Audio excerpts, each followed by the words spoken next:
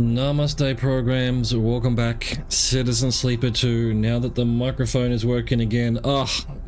What luxury, what professionalism. Just the merest thought of looking at the cord of this thing and the microphone turns off briefly, which then means it disappears as a source for voice meter, which means I have to restart voice meter.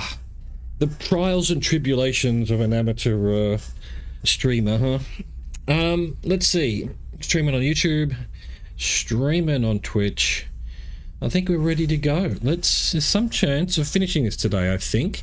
I read in How Long to Beat, it's 12 hours, and we've done just under 4 hours each stream, so probably, we'll see. If we don't finish it today, we're going to be very close. And the Monday stream's going to be interesting. I might just try to push through. Alright, so we're getting the array from Holmes Rock, and then we're heading back via... What were we doing? We're heading to here to do this mission. Then we're going to head back via here to pick up, what's his name? Nimba. And meanwhile, we're also looking for... Right, so yeah, alright, so I talked to Femi yesterday. I've got 4 cycles to do this mission. I've got full supplies, so we can definitely go and do it. We're waiting for that. And I need 3 more engine components, which I don't know where we get. That's 5 fuel capacity. Excellent. Problem is now, I know I said to myself I needed 10, didn't I? So was it just 2 engine components I needed? But where was it and why? We're going to buy just a bunch. I mean, we've got money galore, really. I'm going to get 5. We know where to get more anyway, if we need to. What else have we got here that we could be buying? Supplies, we're good. Fuel, okay. And scrap components as well, which I don't know if I need. So let's, where can we make some money? Not that one. This one? Yeah. Yes. Okay, let's make some money to finish out this cycle. And that gives me raw scrap as well. So does that. So does that. And we can turn raw scrap into processed scrap, and then processed scrap we can sell for quite a bit of money from memory.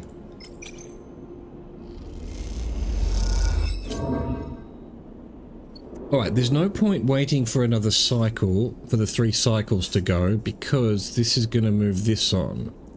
So, might as well just get this done if we can. Nia has signed on to a job at the Cutter's End, and Femi is worried about her. Let's go. Gonna need Femi. He's got engineer, whatever that is, or whatever this is. Yeah, I do kind of like having her with her pluses. Or do I just go these 2? I think we go Bliss. I think we do.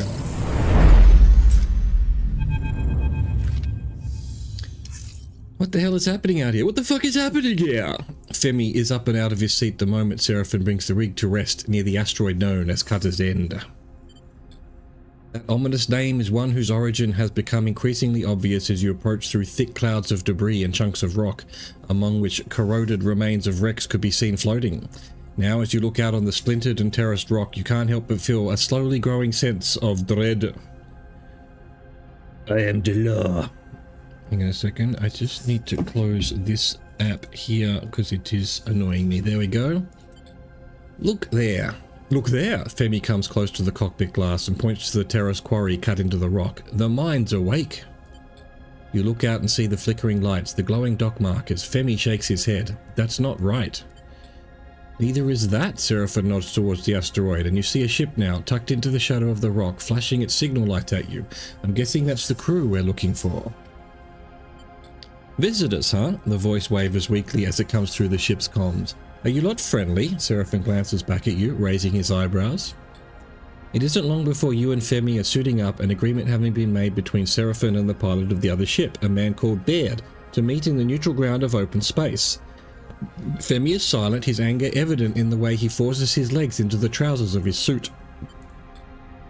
And then you are out, the vast shape of Cutter's End flickering with strange lights below you, and the pinpricks of the pilot's suit lights slowly coming closer ahead. Baird, motherfucker. Baird. Now, save that. In case I need more thumbnails. You two are a sight for sore eyes. You see a crooked grin from Baird, framed in the hard lines of his ramshackle spacesuit. What brings you to the arsehole of the starward belt? His sharp eyes scan you and Femi, checking your suits and gear. We're looking for someone. Baird's eyes flick to you, and you notice a familiar reaction cross his face, the acknowledgement that he recognizes you as a sleeper. You don't look like bounty hunters. Baird glances between the two of you and then smiles his crooked smile. Well, he kinda does. He nods at Femi. You brought a You brought a freelancer out here, Femi interrupts, his voice flat and direct over the comms channel. Nia, where is she?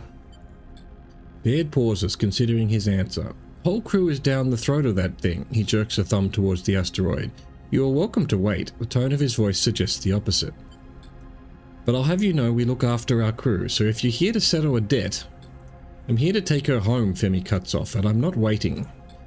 Thing is, big man, Baird grins, they are deep in the quarry on a tip-off, so unless you want to go chasing them around the dark maze of that place, you're shit out of luck. How long have they been? Baird looks over at the flickering quarry as if he forgot it was there. He looks back at you.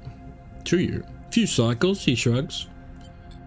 Enough, Femi cuts in again. Nia's been gone for a lot longer than that. You are lying to our faces. Femi moves closer to Baird. We know that rock has claimed more crews than any other. Baird's smile fades. No need for accusations. Who's to say you aren't trying to jump our claim? Forget this, Femi turns and heads back towards the ship. Baird smiles at you. Big man seems tetchy. He squints at the rig. He's gonna get you in trouble. Your face is gonna get you in trouble. Baird retreats to his ship, and you to yours. We need to go in. Femi is impatiently gathering tools and loading them into the airlock right now. What's our approach? What matters is our ingress. Yes, that would be what's our approach. Femi grabs a cutting torch from the rack. There's a borehole on this side of the rock, could get us in under the radar, or we dive right down the main shaft. Femi meets your eyes. I'll leave the call to you. Bliss arrives at the airlock and stares at Femi's angry tool gathering. Let's keep cool heads, they glance at you. That rock looks dangerous enough even when you're thinking straight. Femi ignores them. You get ready to depart, well aware that you are heading into a situation you don't quite understand. Oh, I don't understand. You say I don't understand? No. I should be doing this one. Find Nia. There we go. We've got a few dice, a couple of sixes, 3 sixes. We've got some hope then. Let's see. This one, okay. So this is the cutter's path. The central mine shaft looks to have collapsed in on itself. Entry via this route will not be simple. Cutter path will clear debris. And then this is... okay, this is where I excel. And Femi, but not Bliss. Gotcha. Cutter's tunnel. This dark borehole cuts deep into the body of the asteroid. Where it leads is unclear, so careful exploration is advised. Map borehole. Your face is a borehole and spelunking. The borehole starts even-sided but quickly bends and worms. Oh, okay. Let's see now. Let's use our 5, which is actually a 6. That's going to give us 2. Alright. Let's use our 6. Which is a 6. Gives 2 as well. So it's basically the same. I don't particularly want to use my 6 here when I could use it on the other one. Let's use our 4, which is a 5.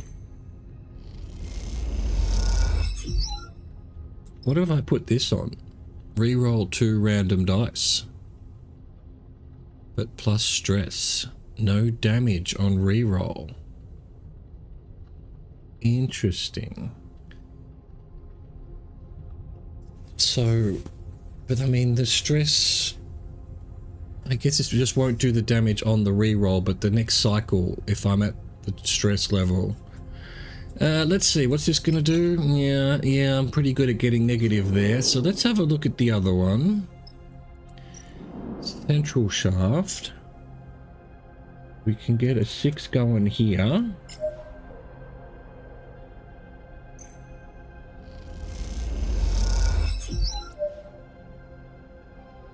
Is it a waste?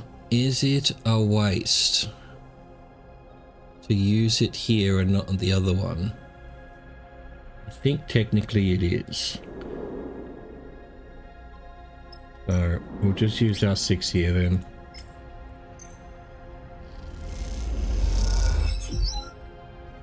And why not use a 5? It's only going to be negative, only going to be neutral at worst. And we got a positive as well. Alright, do I want to use my 3? No, do I want to re-roll? I'm doing it. No, we got a 4. Alright. Was it worth it? Nah. But we are one step closer. We'll finish that next cycle, I think. So that will be good. I'm not using his 1 or my 1. End cycle, I guess. Drink some coffee.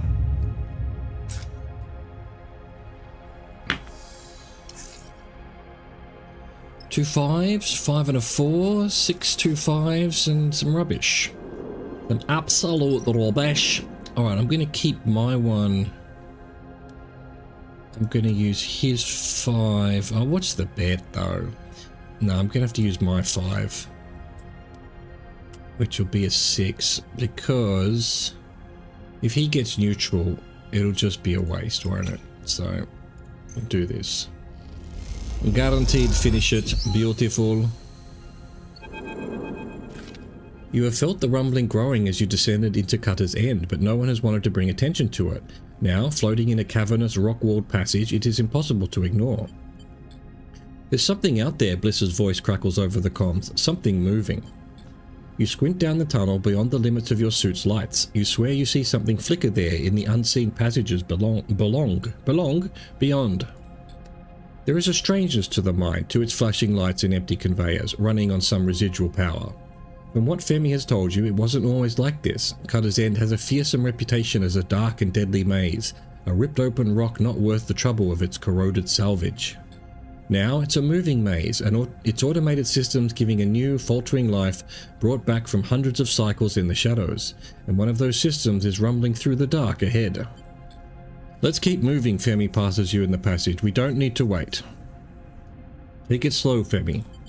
We are too far behind. We need to catch up. Femi glides ahead, the beams of his suit lights painting the rock walls of the cavern a pale grey. Femi's lights reveal an intersection, another tunnel cutting across this one, offering 3 routes ahead. Suddenly, you are blinded by a wall of light beyond the intersection. The rumble is everywhere, shaking dust and rock off the walls in dense clouds. Squinting into the light, you see a ring of lamps, and between them the grinding maw of some terrible machine. It bears down on the crew, grinding through debris. Look for an escape or rush past. Why do I have plus on engage? What, because of Femi? Or have I got plus on engage? I do have. Okay, rush past, I guess. Check, but always neutral. You kick off hard and angle yourself towards the space between the machine and the other passage. You see the others following suit, pushing hard for the rapidly closing gap. You slip through in a hail of stone, the rumbling shaking your entire frame. You slam into the stone wall of the passage and cling to it as the rumbling grows, then fades, signaling the passing of the machine. You good? Femi's voice is broken up by gasps for air. You turn to see him staring into the dark, shaking his head. What the hell was that thing? Bliss's breathing matches Femi's. It tried to eat us. We need to keep going. Femi is dusting off his suit. That mining machine must be keeping Nia's crew down here. We have to get past it. Keeping them down here, or your mind drifts to the worst option. Can any crew really hope to survive all of this? When they woke up this place, they woke up that machine. Femi starts to move down the passage. It's running on old programming. It's not hunting us, it's not smart. Femi turns back to face you, his eyes ringed with fatigue and stress. We can beat it. You hope he is right. God dang, new location. Coffee.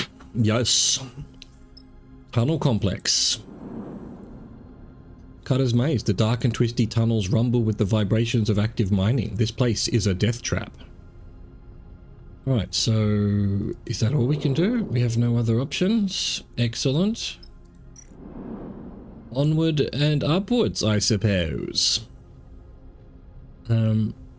Let's just do our 6. I'll save the 6. Oh, hang on, that's a lot though. Yeah, we're gonna need it. We're gonna need it. Boom. We can do our 5.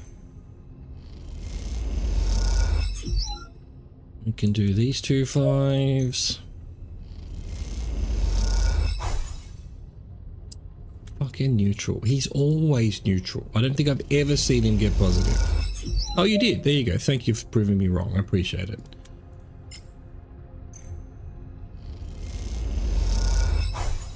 Okay. Do we want to do a 4? I'm going to use another one of these. And happily that I did, because that'll finish it.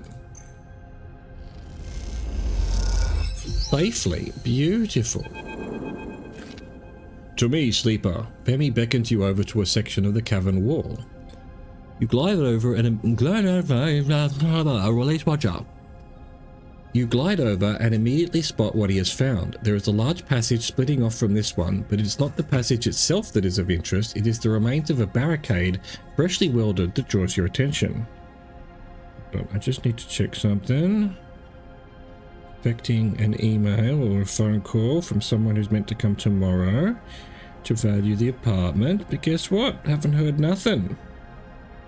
Just double check that my emails are working. Why does it say connecting? Checking for mail. Alright, looks like it's alright. It just doesn't want to do any... Just do your job, phone. Which was your attention. They came through here. Femi's eyes flick over the ruins. They tried to keep it out. You look at the fresh cuts in the wall, the stone gouged out, the crumpled metal bent and crushed. And most tellingly, the flattened remains of a welding torch embedded into the rock. The crew took a stand in this very place. You reach down and put a hand on the remains of the torch. Nia was here. Then you feel it, the rumble through the torch, through the rock wall. You look up at Femi and he sees it in your face. The machine is coming. Go, Femi meets your eye. Get safe. He looks over your shoulder and suddenly he's bathed in the blinding light of the machine's lamps. No, we stay together. You go to protest, but Femi kicks you in the chest, sending you spinning away out of the path of the machine. By the time you catch yourself on the cavern wall and turn, you see Femi there in the middle of the passage entrance, lit white in the lamps. He waits agonizingly long until he knows the machine is coming for him, and then he kicks off hard and glides into the dark. The machine rumbles through in a hail of rock and dust, and you follow after it, battling away chunks of stone. I've bought some cough lollies for my sore throat. You are slowed by the debris, and the machine pulls out ahead, rumbling endlessly onwards, through the tunnels, through rock and metal. And then it is gone. The cavern shakes, filling with dust, your vision grey.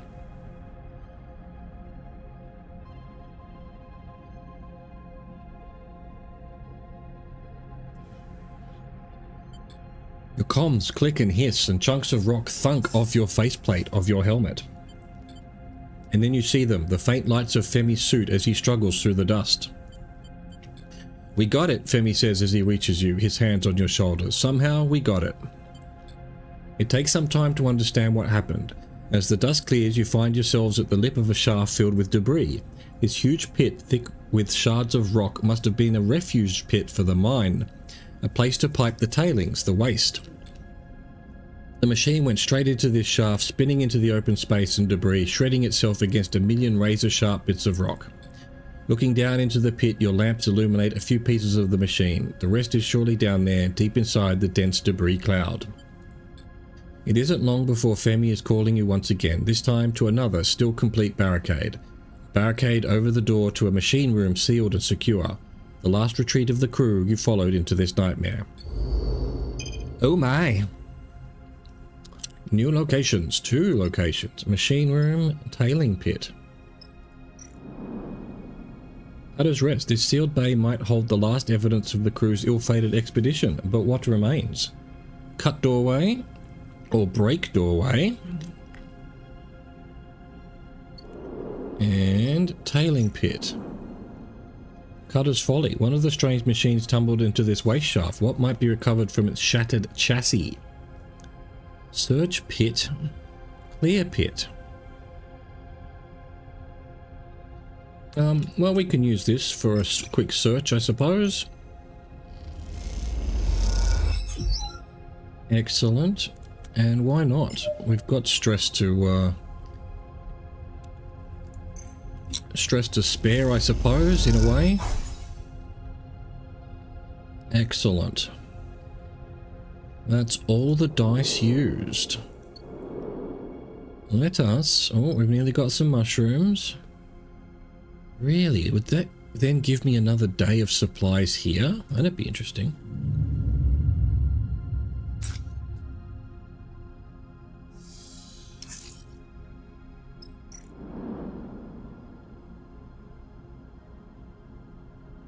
Oh, I have to use a dice. No, alright. Not worth it. Let's see.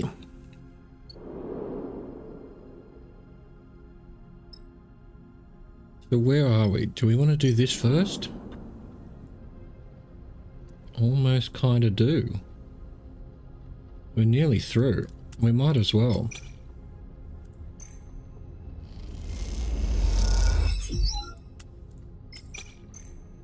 Beautiful. What has it given me? It does not tell me what it's given me. Did I get something? It just said Cutter's Folly. So was that just a waste? Was that just a waste, you nerds? Alright, we've got a 5 over here.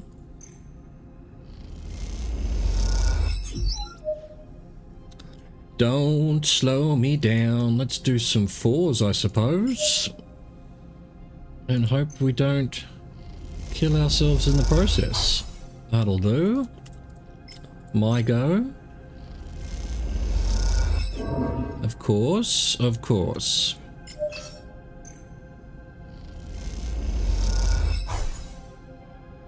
Okay, I'm the only one who's failed. Alright, let's redo. Hope we get something useful. Kinda. Not gonna be enough though. Do I take the risk? 50-50. Alright, we'll try it. Risk it for the biscuit. Beautiful. Sometimes it works out. Not often, but sometimes. As the barricaded door is bent open, you are blinded once again by a wall of light. You and Femi raise your hands instinctively, squinting into the lamps and dust. You feel a flash of fear in the pit of your stomach, bracing yourself for what's to come. Femi, a voice comes crisp and clear over the local comms. What are you doing here? Nia drifts out of the lights in an old dust-caked suit. She looks between the two of you with a blank expression, blinking rapidly. Femi stares at her, frozen for a moment, then rushes to her, wrapping her in a wide embrace. They float there in the light and dust, two bodies bound together. Nia pulls back. I don't understand. You followed me out here? She looks over at you and then back to Femi. How did you find me? You left without telling me. What did you expect? Femi glares at you. You aren't ready for this. Nia retreats further at Femi's words, slipping out of his reach. Femi, Nia shakes her head. After all these years, you have no idea what I'm ready for. Movement in the lights catches your eye, and you see motion through the dust. A figure in a suit drifts out, hunched and clutching at their abdomen. They turn to face Nia, and you see her lips moving as they speak on a private channel. You look over to Femi, hey, Femi, buddy. But he is staring straight ahead, his eyes wide with anger. You, he points at the figure. What kind of idiot are you, dragging my sister out here to this place, with that machine running riot? He moves towards the figure. Speak up, what were you thinking? Nia blocks his path forwards, getting between Femi and the figure. Femi, you meathead, she glares at her brother. This is my job, I brought them here. Femi, for once, falls silent. What? It takes a while to make the return trip back up through Cutter's End, especially with Nia's injured crewmate. As you ascend, Nia tells you the story of the job, Femi keeping his distance and leading the way in silence. The mining machine you'd faced was what she'd been looking to extract, a job she and Baird had put together after meeting in the narrow escape. He knew a way to jumpstart the mine, and the access that would open up meant new salvage. One of those pre-collapse boring machines was worth major cryo to any mining outfit in the belt, and Baird had a contact who was ready to buy. It was going well until Hirata here, Nia nods at the crumpled-looking crewmate, hooked the mining machine up to the main line. Something went in its automation core and it lost its shit. The plan was to barricade it and put together a shock trap to fry the core. Nia looks ahead at the back of Femi's suit, far ahead up the tunnel. But that's worthless now that my brother shredded the thing. Sorry about that. Don't be. If it hadn't worked, we'd have been ground up to fine powder, Nia sighs. We're lucky you came. As you move through the facility, you notice most of it is dark now, the power from Baird's jumpstart fading away to nothing. Soon, this place will be a quiet ruin once more. You ascend up through the quarry and out into open space where Baird is waiting. Friends of yours? Baird shakes his head at Nia. Maybe you could have warned me they'd be coming. Not something I knew, she looks at Femi, who has broken off from the group and is heading for the rig. My brother doesn't tend to give anyone a warning. I'll take them from here. Baird puts an arm around Hirata to guide them back to the ship. Look, mate, Baird turns to you. No hard feelings. Thanks for getting them out. Even if you did screw the job while you're at it. He grins a crooked grin. I guess that makes it square. Baird glides away towards his ship. I should ride back with them, but I'll see you in Flotsam. Nia gives you a warm smile. Thanks for helping my brother. I know he appreciates you, whatever he does or doesn't say. You watch her go, then glide over to the rig as the last flickering lights of the Cutter's End fade. Minor drive completed. Excellent. Do I have any dye? I do not have any dye. So I can't even get a mushroom. Can't even get a goddamn mushroom in this place. When you arrive back in Flotsam, Femi rushes out of the ship. The moment the docking tunnel is connected, he is off, out of the airlock and down the passage. Well, go after him then, Seraphin sighs, not looking up from his diagnostics. You find Femi in the passage between the docks, watching as Nia glides towards him. You catch a glimpse of Nia's face over his shoulder. She looks nervous, slowing her approach as she comes close to Femi, his considerable frame blocking the tunnel. Femi, Nia starts. Femi holds up a hand to quiet her. I'm sorry. His voice is flat, quieter than usual. I'm the one who's sorry. I made the excuse to myself that I was trying to protect you. Femi looks down. But I was trying to control you. Except if you didn't go there, they'd all be dead. What? I've been suffocating you. He meets Nia's eye. I see that now. That it took something like this for me to see it is on me. Femi's voice cracks and the tunnel suddenly feels small, intimate. He folds his arms, regaining his composure. I understand if... Shut up, you idiot. Nia violently embraces her brother, banging him into the metal wall. She laughs, wiping her eyes. Femi sniffs. I've had enough of your speeches, Nia smiles. Apology accepted. It's not a speech. Femi can't help but take his typical self-serious tone with Nia, but you see it makes her smile. I have something I need to say. You are a powerful person, and I've been trying to curb that because it scares me. And it scares me how little it scares you. He laughs an uncharacteristically light laugh. But I'll stop placing those limits on you. In fact, I want you to have the ship. Femi seems pleased that this stuns Nia into silence. I can make my own way, find work with crews. He glances over his shoulder at you. Perhaps Sleeper will take me on. But I need some time away from leading, from captaincy, while you need anything but. He puts a hand on her shoulder. The symbol crash is yours. Nia sighs. Femi, you really need to listen more. I don't want your ship. It is her turn to be pleased with his shock. You are right, I am a powerful person, but Cutter's Edge showed me I'm not ready to lead. I want to learn more, to work with a crew, but preferably not one I'm related to.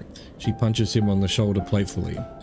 Nia looks over Femi's shoulder at you. I was actually thinking Sleeper's crew might be the right fit. She flashes you a smile. You suddenly feel the attention of the moment shifted to you and your apparent role in this family drama. Nia puts her hands on her hips. Well, Sleeper, what do you think?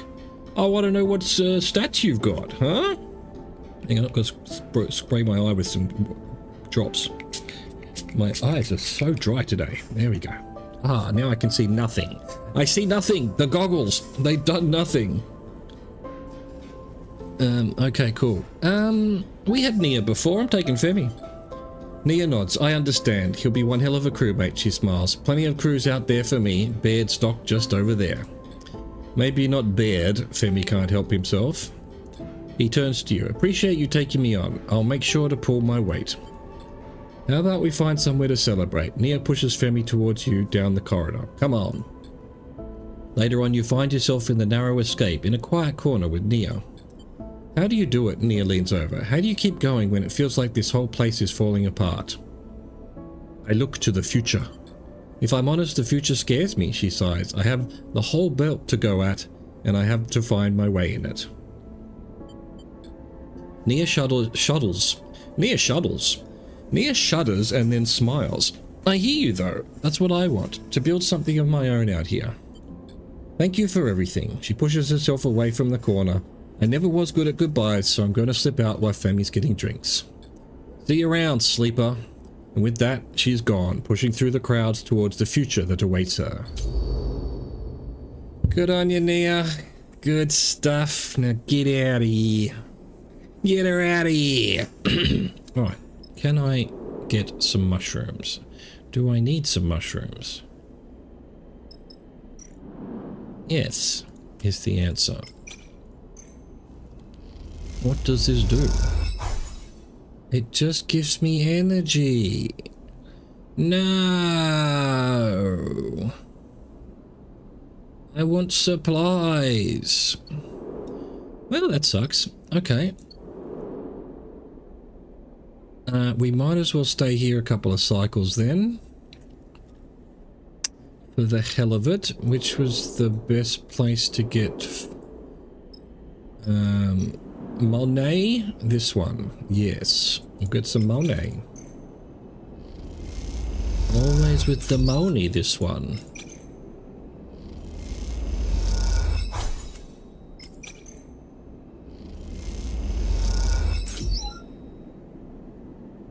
And yeah, alright, one more.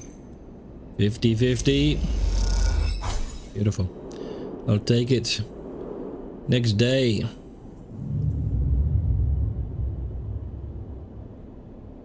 Do do do do do do do. Lane. You scum.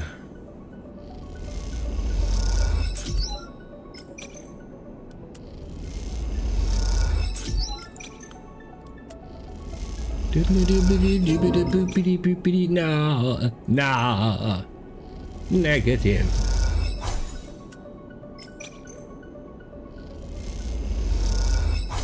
Sure. So the 4 gives me negative, but the 1 gives me neutral. Yeah, that makes a lot of sense.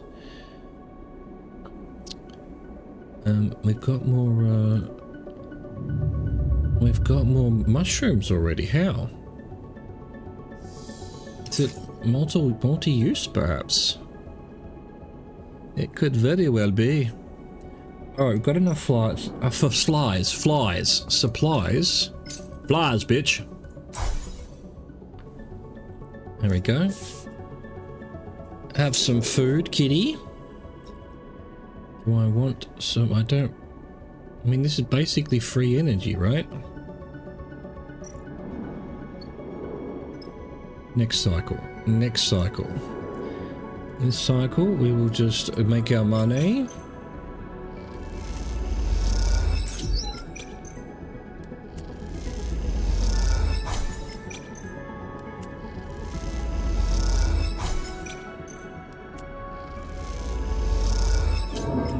Boom. Boom. Alright, last cycle. Then we're off to, I'm not even sure where we're off to. We're off to that other place over on the right there. To pick up an array or something.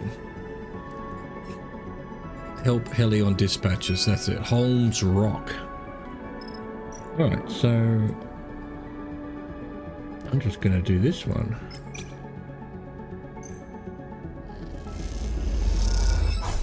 Only gives me 2 at neutral.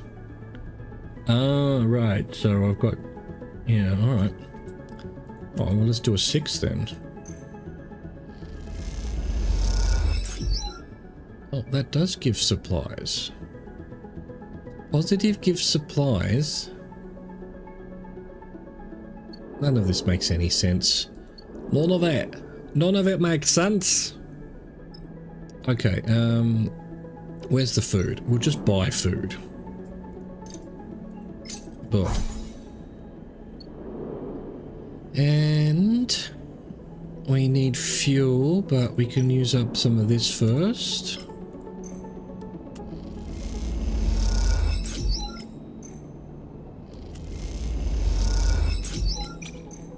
I'll take it. Nice. Fuel. Full fuel. Boom. 15 of 15. Let's go before Lane catches us. Holmes Rock. Confirm. Now we won't be stuck at that bloody other place where you don't have any fuel. Brilliant. Brilliant. Alright, so what did we have here to buy? You can buy... I can sell raw scrap, which I don't care. No, I don't want... I mean, I can turn raw scrap into that, and then that makes me quite a bit of money.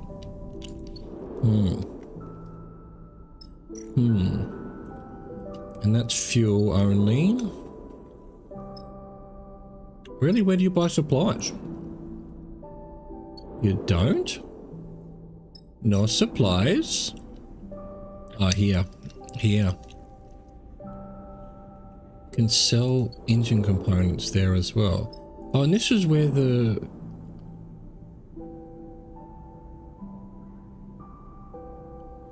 What was this giving me? Don't remember.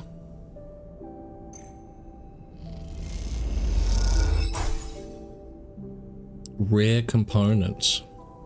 I'm just going to do that because that's useful for, I believe, fixing my dice.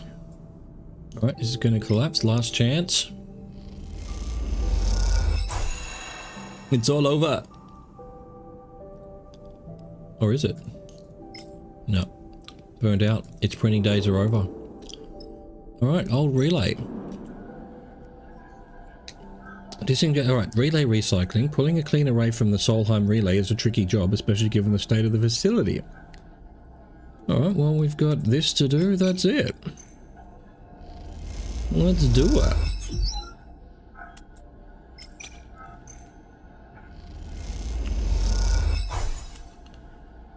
Okay, that took a bit of energy.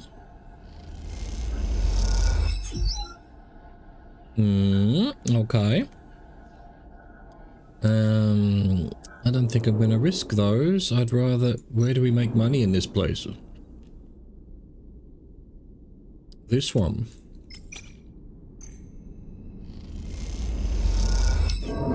Yay, got nothing. Yay, got nothing. Ah, so happy we got nothing. Alright, day 2.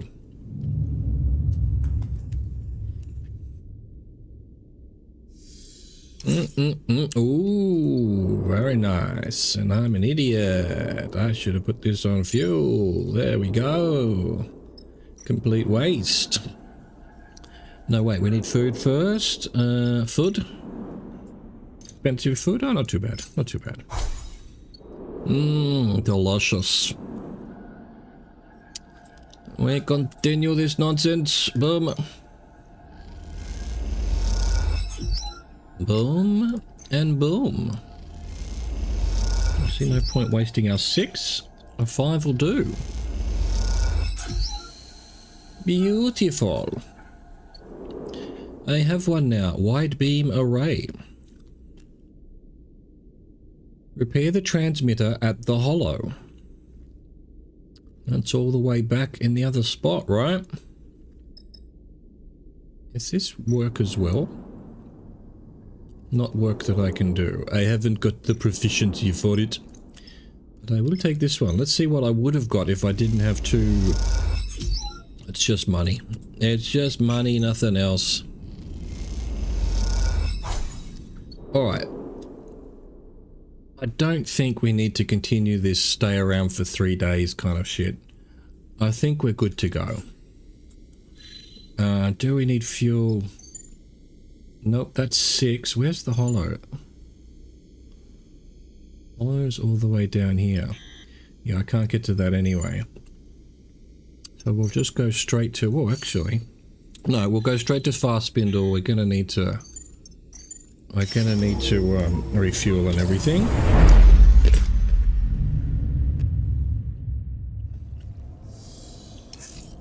Excellent. Now we need to we also need to pick up Nemba.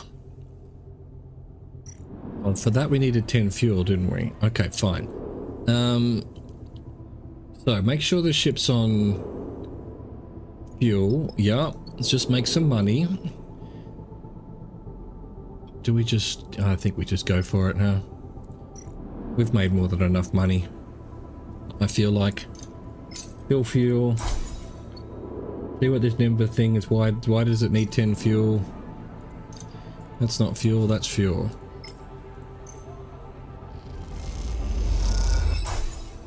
Yeah, it does take me straight there. That's what I was worried about before.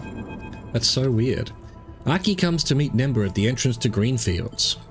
You can tell she is in full administrator mode. Her bows are precise, her words carefully chosen, but her manner is not without its distinctive warmth.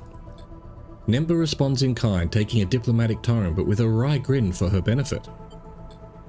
As Aki provides the tour, you watch them from one of the bridges, their conversation muffled by the greenery all around. They both look at home amongst the growing things, hands reaching out to touch stray leaves, faces dappled with sunlight. When Nemba returns afterwards, you aren't surprised to see him pleased. Oh, get a room, you two. Plans are in motion, sleeper. Nemba smiles for a moment and then catches himself. Optimistic plans. What did you negotiate? It is, I hope, a mutually useful agreement. I was about to say mutually assured destruction.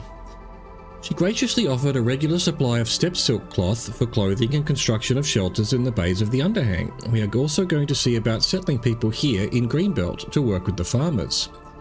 Nemba sighs. It is always a little strange to talk like this about the lives of people who have been exposed to so much suffering. But we do them no benefit to couch our words in platitudes. Nemba looks out at the greenfields. Aki understands that. She's a refugee herself. She fled her moon many cycles ago, Nemba squints. We share that as well. You fled the war? I did. Does that change how you see me? Nemba sighs. Would it have made you treat me differently? He sniffs. Sorry, I am being unfair. I just find there is an expectation that if I am a refugee I must be desperate. I must beg for aid, show my suffering. Nemba folds his arms. I prefer to make plain requests, or even better, strong demands.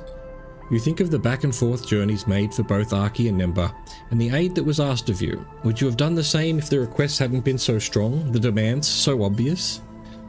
Speaking to Aki, you could see that she has experienced the same treatment, though I think she is less hardened by it. We both have our own reasons to do what we do, for why we enjoy it in our own ways. We don't need to explain ourselves to others. Nemba looks over his glasses at you. I am glad to have met her. Thank you for your part in it. I'm glad to help. What I like about you, Sleeper, is that I believe you when you say that. Nemba smiles wryly.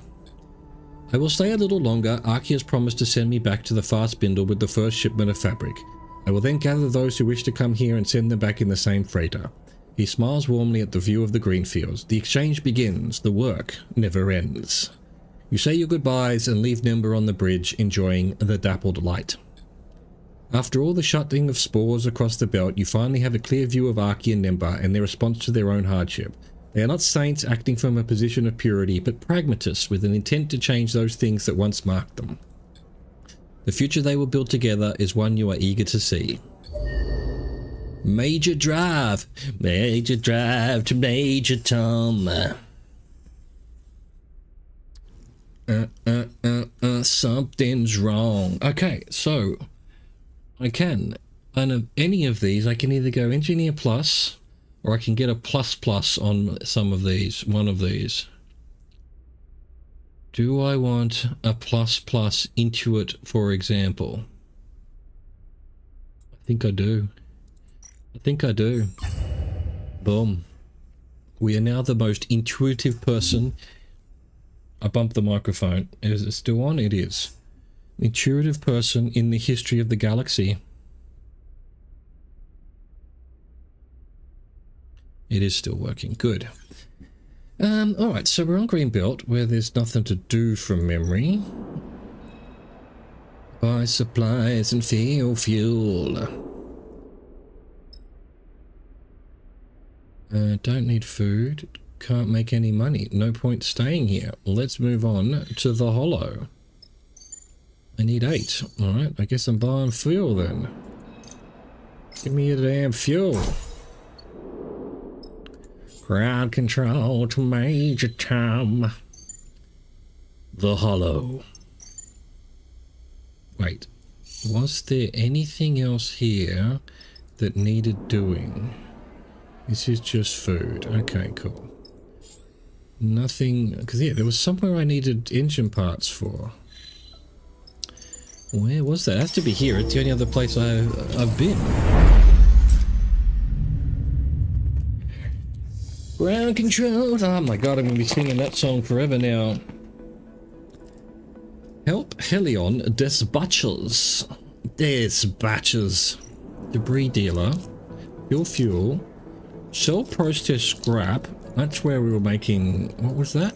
Quite a bit? 30 or something? Yeah.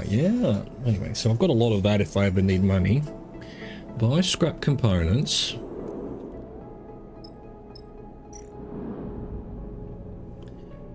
Alright, we can sell Solheim data. Well, that's probably the only use for it now. I used up the rest of it for the scrap or whatever I was getting. How much are you selling it for?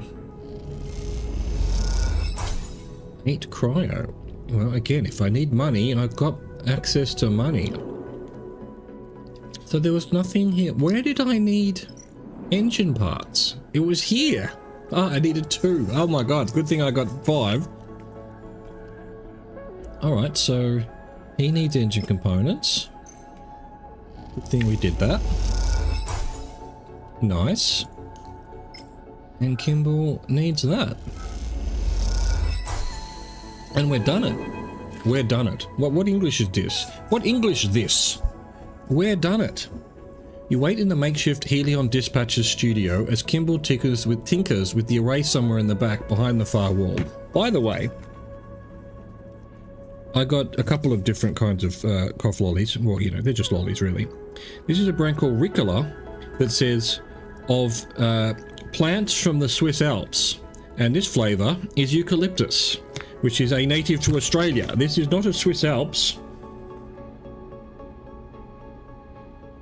It's one of our 13 Swiss Alps plants.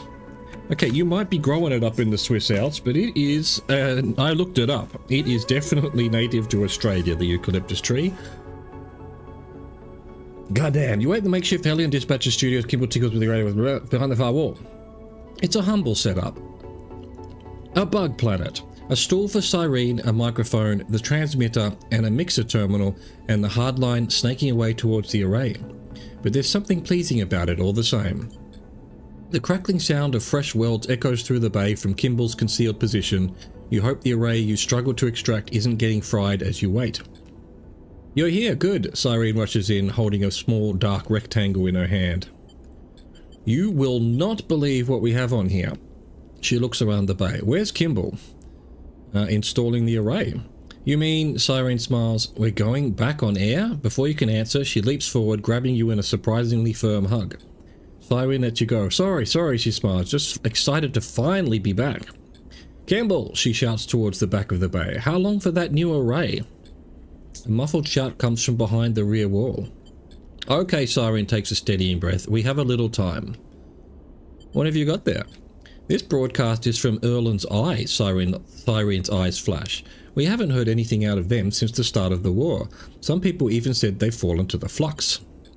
But something is happening there. Something is growing. This report says some protocol has taken over the station, become its protector. Conway drones can't get close. Senate Stat is giving it a wide berth. They're right in the middle of the war, Conway on the starward side, Senate Stat on the sunward, and they are resisting. Cyrene smiles. Hang on, front door.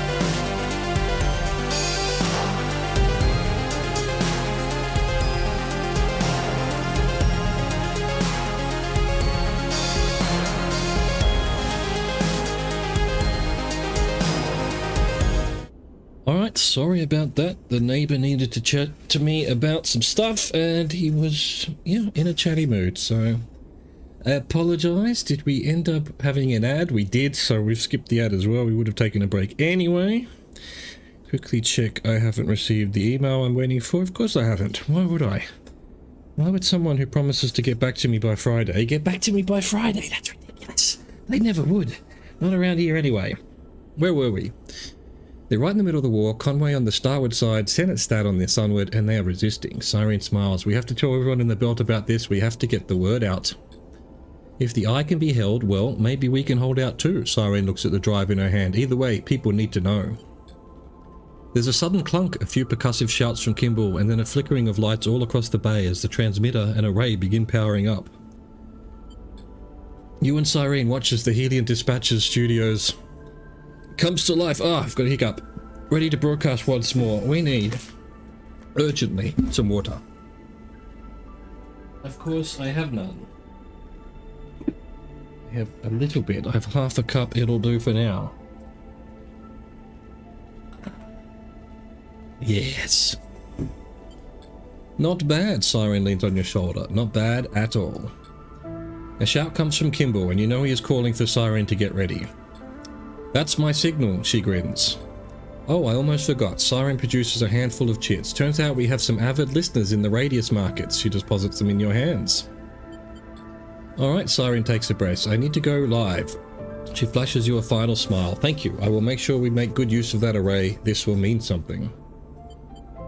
Kimball bellows something from the back of the room. Something you can only assume is a thank you. You leave the belt's most unusual double act to their broadcast. And as you do, you hear Siren's voice echoing through the bay. This is Siren Sabir back on the air to wish you all a free Helion now and forever. Get mine drived, motherfuckers. Do I want any more of these? Reroll dice cannot be a 1, don't really care. And I don't need this, to be honest.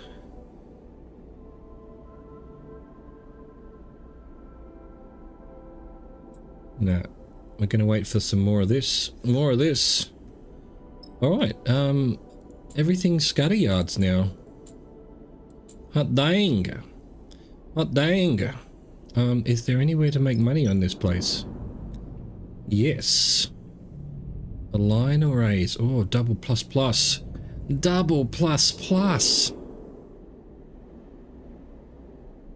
Yeah, we might as well do our... Do we need the money? I don't think we do.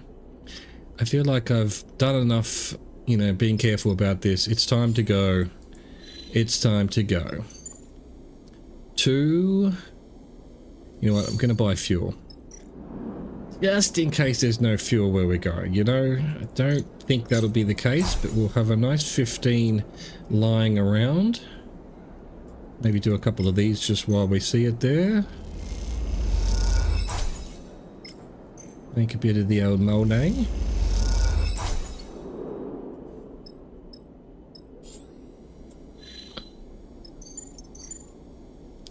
Alright, new place.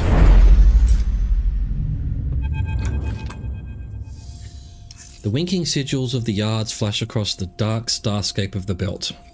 Hang on, what am I doing? We do this one, meet cadet. Each one a siren light for crews in need of repairs or eager for improvements. The scatter yards live up to their reputation. But Seraphim will not be drawn by the lights. He guides the ship into an empty, ragged-looking yard, darker and more frame than plate. Darker and more frame than plate? What? It looks rougher than any of the others. Seraphim, maybe we want to dock somewhere a little more welcoming? We aren't that hard up. Bliss turns to you. Or are we worse off than I thought, Sleeper? Best ship rides rarely have the brightest sign. Thought you'd know that, Bliss. Seraphim reaches up and flicks a set of switches above his head. Marco's the best in the scatter yards. The best, or just the best you know? Bliss gives him a skeptical look.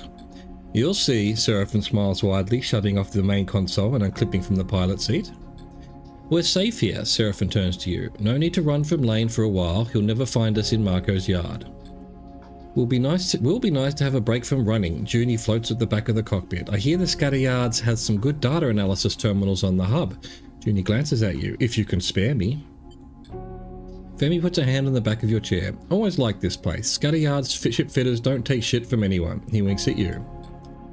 You follow Seraphin as he glides eagerly to the airlock. You and Bliss exchange glances. Both of you are used to Seraphin's headstrong moments, yet you still can't help but feel that now familiar pull of someone else's problems. Marco, Seraphin opens his arms to the figure coming through the cycling airlock. Finn! Marco floats through the doorway, a crooked smile across his pale face, his sharp eyes glinting in the rig's bright work lights. Get a picture of this nerd.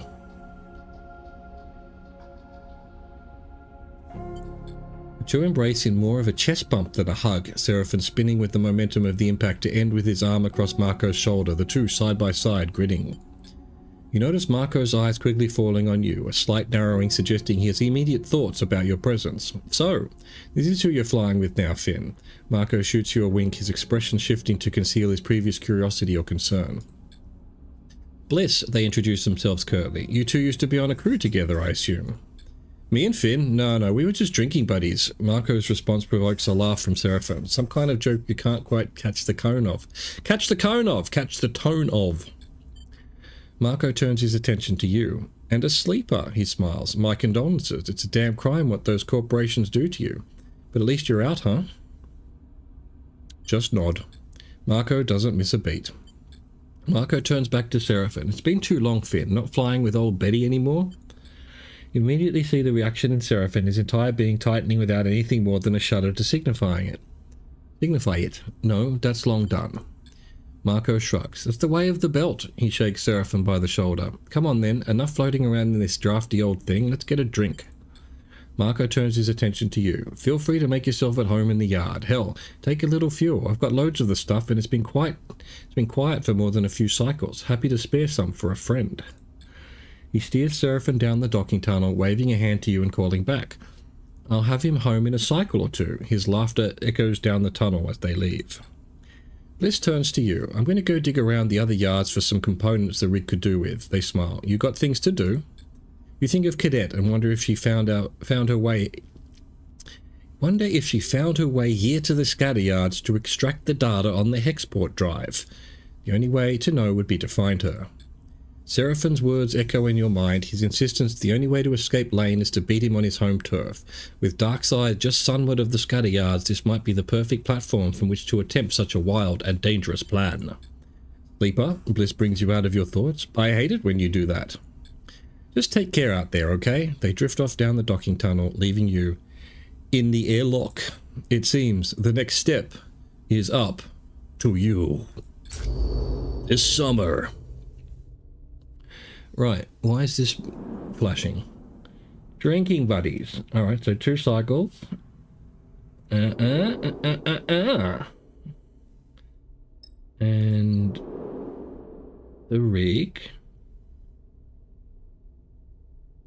Scavenge fuel for the time being. So he gave me fuel. Nice of him. Oh, here we go. Okay, where's the... Oh, there's stuff here as well. Surya's yard. Infamous shipbuilder yard. Surya's eye. Surya watches his yard carefully, keeping an eye on all the work that goes on there. He's not easily impressed. So that's just something. Okay, it's not earning money, or it is earning money, or it's doing something. Anyway, transit hub. Follow the markers. On every wall of the hub there are scrawled alphanumeric markers that act as signs for the shipfitters if you can understand them. Among the yards, a scattered mess of independent shipyards around a central transit hub. The yards are a particularly difficult place for outsiders. Alright, let's just get going. Everything's gonna basically be 6. God, that feels good. In fact, I should save the 6s. New location discovered. Hey, you hear a voice echoing through the public passage. Wait up. I'm glad to see you. Cadet sweeps her hair out of her eyes and then glances up and down the corridor. This is not my kind of station. Oh yeah? It's not your kind of station?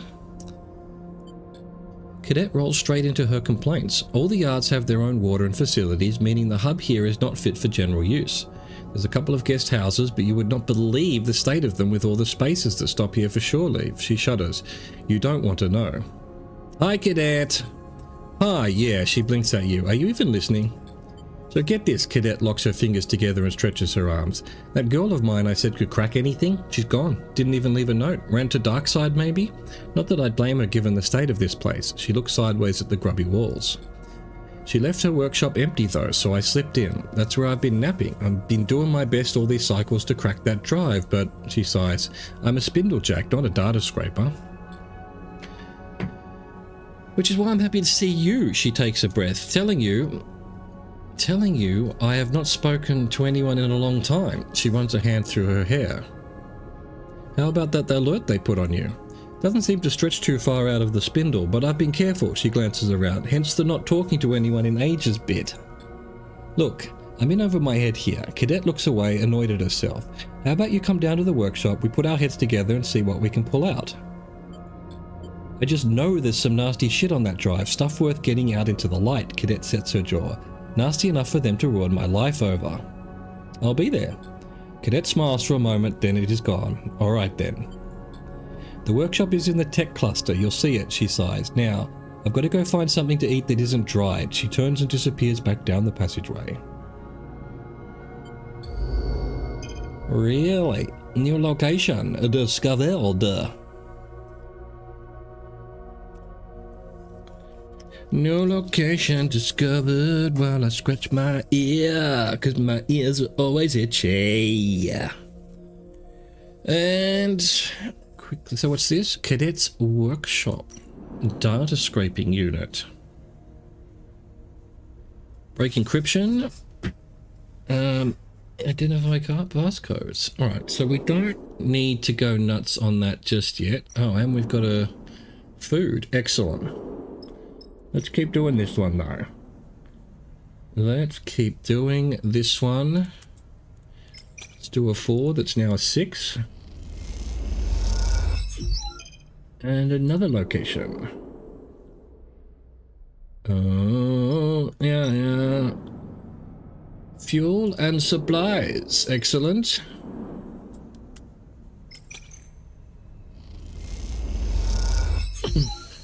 Excuse me. What we got here? New location discovered. Fabricator Bay. Hey, bay usage fee. The engine component fabricators in the hub are for shipfitters only, so they ask for a one-time fee to dissuade casual use.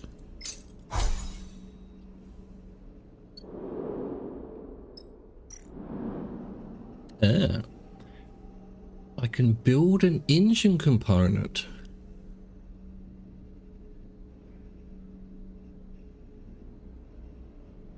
Well, I don't need engine. I just bought engine components. I've still got 5 of them. Somehow. How come I got 5 of them? I spent 2 of them with Kimball or whatever his name was. Enza. Right. So I guess we move this on. What was this? Oh, whether I want to do that. Well, we'll get back to that. We'll get back. So that's making money, I suppose. Let's use up our dice here.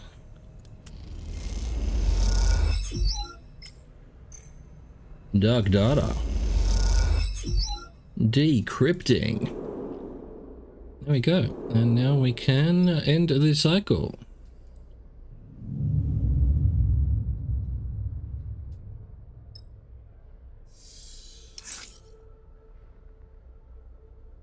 Don't need fuel or supplies. Cryo then. Cryo. Don't you cry out tonight. Wow, now our dice are rubbish. Still, that'll be a 5. Ah, the 3s are 5s now. That's so good. It makes all the difference. And the 2s are 4s. And the 1s are 3s. Ah. It's almost like we're adding 2 to everything. God, still didn't make it. Oh, alright, next day.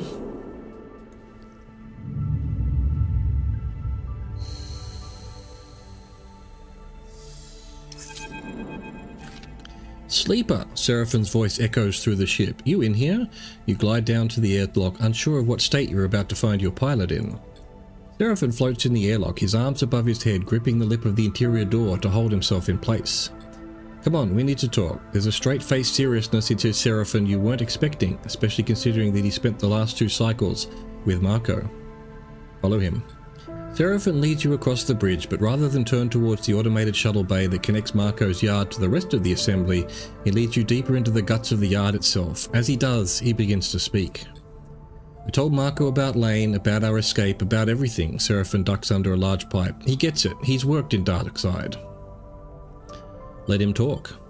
He comes to a sealed door and hammers in an entry code. Somewhere, machines start whirring.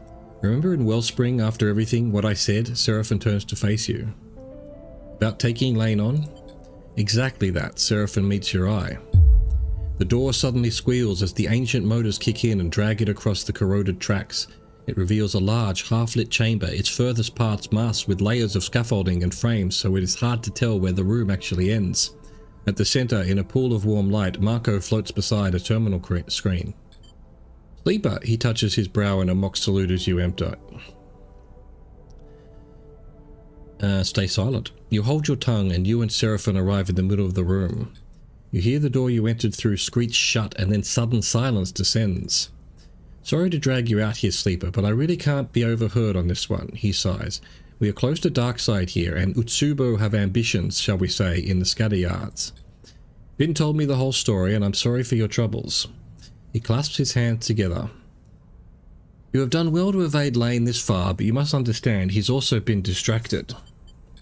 Since Hexport went up, well, Darkside has been in crisis. If the war was the pressure shift that allowed Utsubo to build its strength, Hexport was the breach to blow it wide open. Marco springs his hands apart. Hexport's their justification for imposing total control in the name of protection. Marco glances away into a dark corner of the room. And, if my hunch is right, it's how they will extend their reach to the scatter yards. Where's this going? Marco laughs and looks at Seraphin. Straight to business, this one. I'm done running, Sleeper, Seraphin cuts in. I hate looking over my shoulder every cycle. I hate the nightmares, the fear.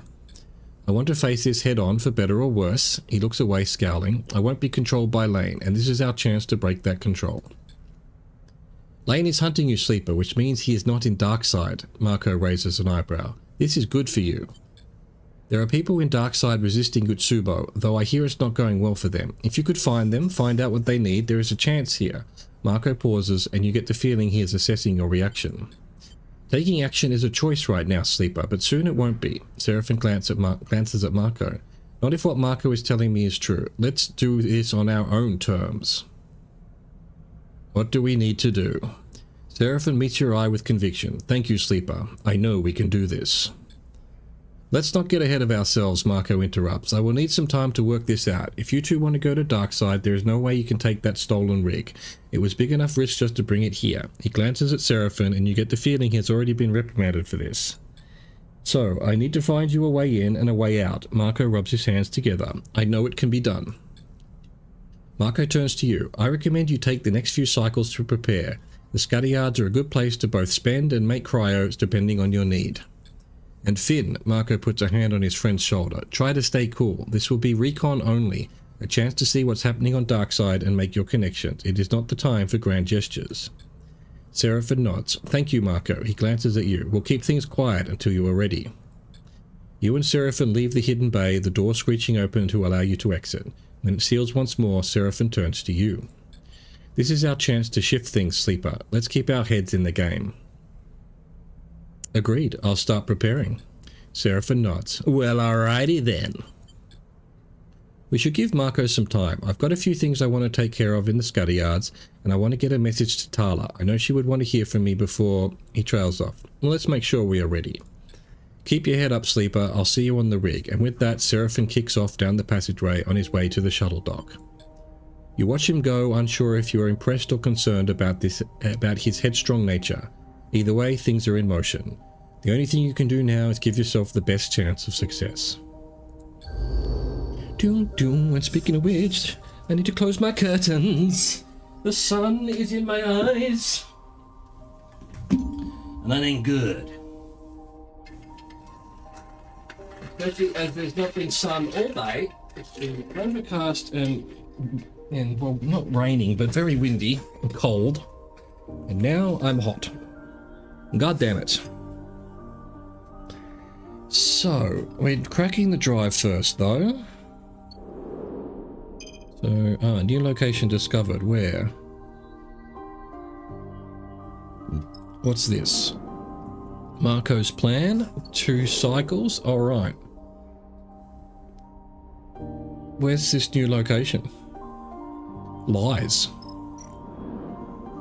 Anyway, we're helping Cadet here. Should be done. Dark data. Cadet catches your eye as you look over at her. What is it? She takes the end of the metal chopstick she had been chewing on out of her mouth. Got something?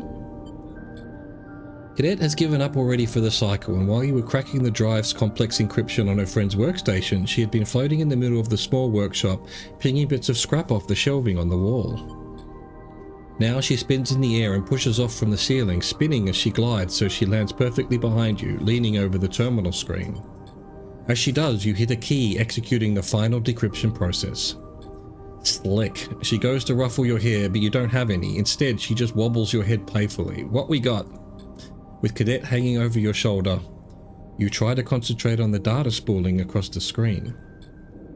The first thing that catches your eye is the steady repetition of CWEXT, an identifier for Conway Extractions, the behemoth conglomerate currently waging a corporate war with Senate Stat in the inner system.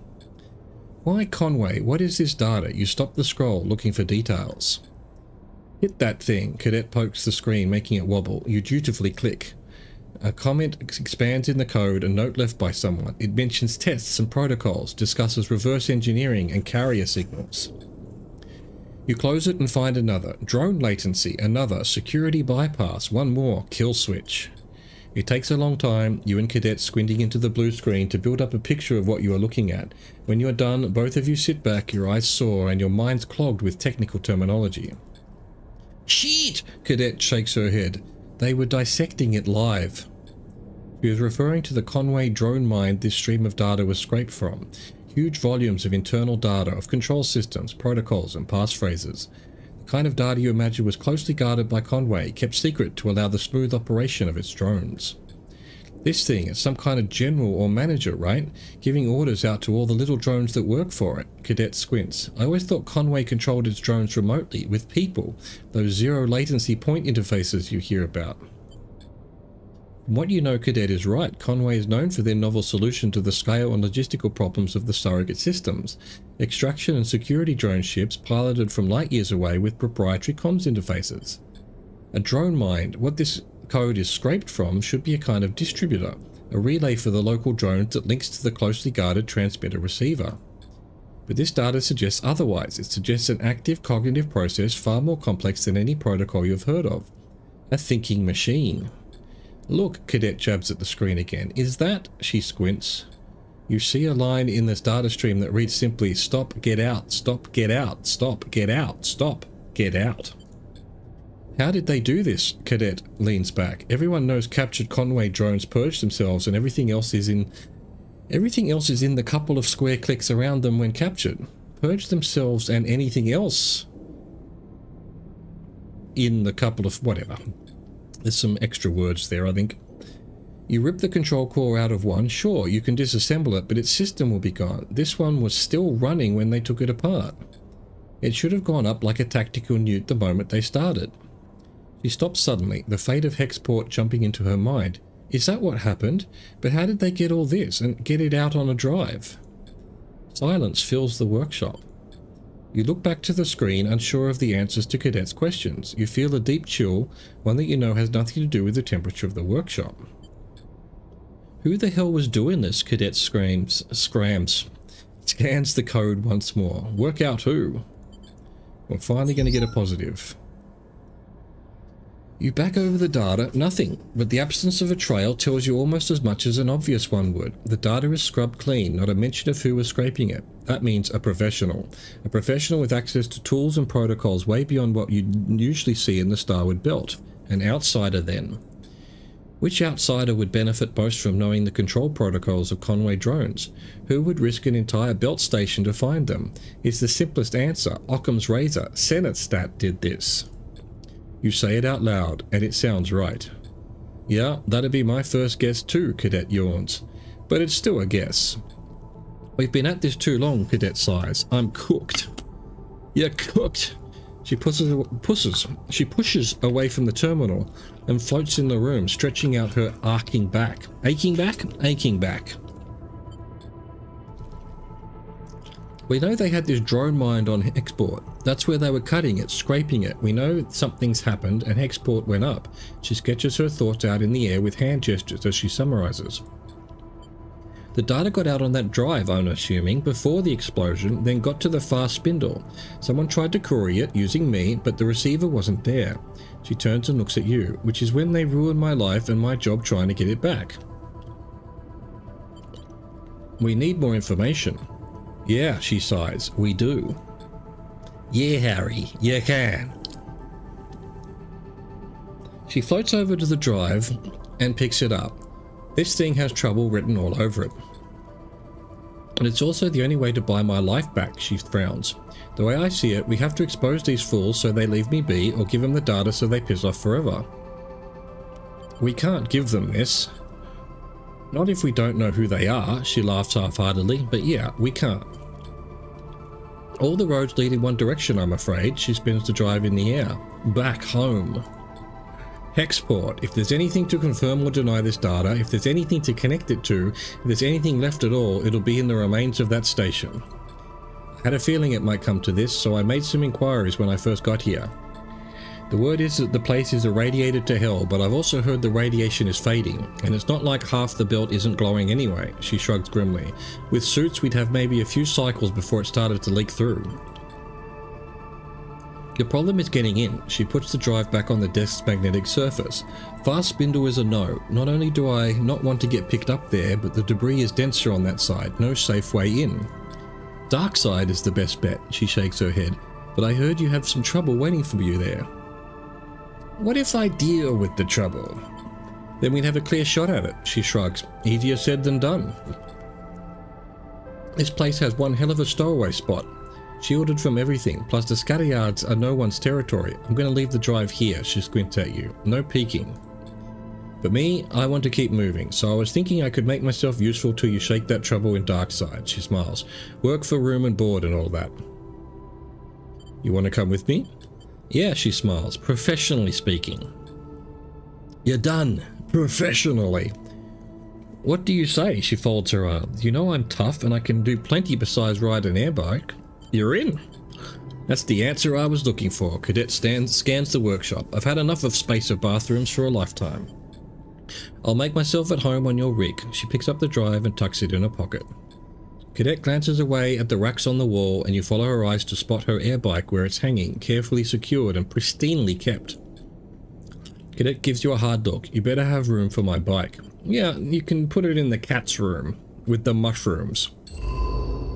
New ship crew available. The Spindlejack recruited cadet to your crew achievement unlocked. Get back to dark side. Recon dark side. We're waiting for Marco. Right. Okay. Build engine component. No, thank you. We're full on everything. That's possibly, yeah, okay, that's all we've got to do then. We'll do some of this. Beautiful. Let's do an engineer just for the hell of it. 12. Cryo. Yeah, in Kaido.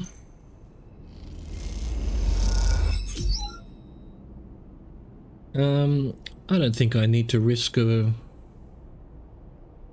I mean, actually, why not? I mean, it's just why not? Lose a bit of energy, who cares? Lose a lot of energy, apparently. Alright, okay, let's not do that then. Let's go get some food. Do we try and get some food from the ship? That's not the ship. This is the ship. See if this gives us anything. Oh, that's intuit as well. Oh, that's fucking awesome. Gave me a bit of energy. Good enough. Good enough. Alright, full, yeah, end cycle. Waiting for ye olde Marco Polo.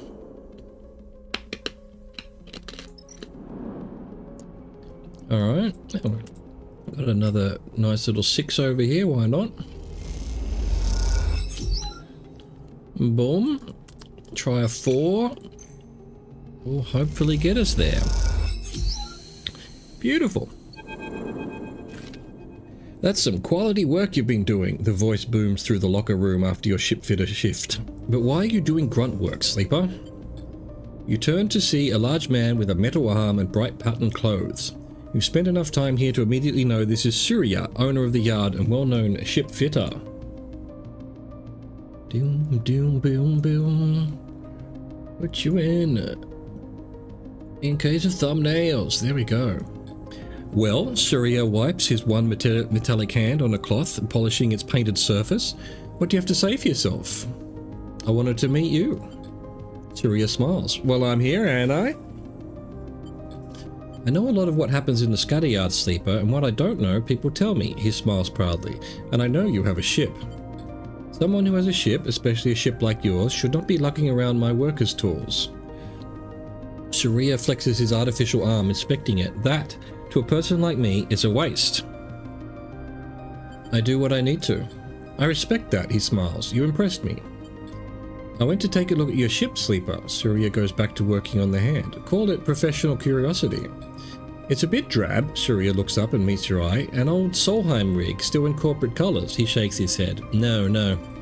I feel like that's your problem. People want a crew that looks the part, an outfit with an outfit. He grins. Look at my yard. I grew it from a chunk of scrap by showing people I was professional. I had standards. I made Surya's yard recognisable.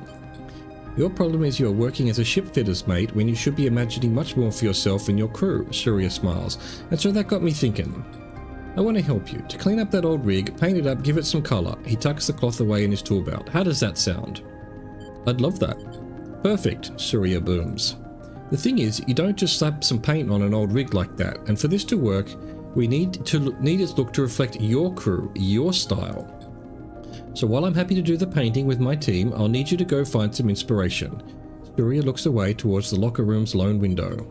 Luckily, the belt is full of it, full of pattern and texture and style. There's nothing uniform about this place, and it's the better for it. Surya looks back at you. You need to go out there, find some views, some sights, and make your own designs. Here, he proudly pulls a small slate from his tool bag. It has a 64 colour screen. I fixed it up myself. You take and inspect the slate, made from mismatched pieces, but elegantly so. See what you find to inspire you, he smiles. Then come and see me again. Thank you. I can see what you're thinking. You're thinking, what's in it for me financially? Surya eyes you carefully. How does this make you any chits? That's the other part of this proposal. While you take this voyage around the belt, you can do something for me and get paid for it. Free of charge, I will paint your rig with the look and name of my yard here, Surya's yard. It commands respect. He nods sagely. You take that name to the rest of the belt, represent it, and on your travels, spread it to other crews. For this, I will pay you 300 cryo. It's mutually beneficial. You will earn better doing this than any yard work, and I get increased custom. What's not to like? Surya awaits your response calmly, but you feel his expected eyes on you. I mean, I don't think so, but alright, it's a deal. Wonderful, Surya beams. I will send my team over immediately. By the time you return to your rig, they should be done. He reaches into his work pouch. Here, 150 cryo now. He takes out a handful of high-value chits, another 150 cryo when you return with those designs. Take the chits. You take the cryo. Of course, I will give you the other half on your return with those designs. He smiles apologetically. I need to be sure you don't repaint the ship before your pilgrimage is done. It's only fair. Keep the slate. He waves an arm at you to put it away. Go find inspiration. Bring me those designs. I don't want to see you back in this shipyard. You need to be out there. Surya smiles. It was a pleasure, and before you can say anything else, he is gone. Time to find out what his crew have done to your rig. New drive available. Repaint the rig. Make sketches across the belt.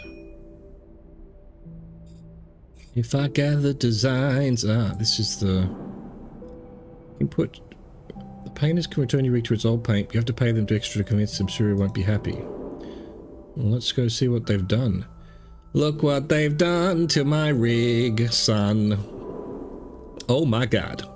It's horrific. So I can't actually leave here, yeah. Alright. And now I've got nowhere to make money. Lovely. Lovely. Just go next cycle then.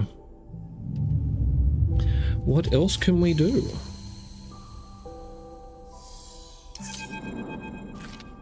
Find Seraphim and Marco waiting for you in the hidden room where you met before. They're chatting quietly, their shadows cast across the scaffolding by a small lamp.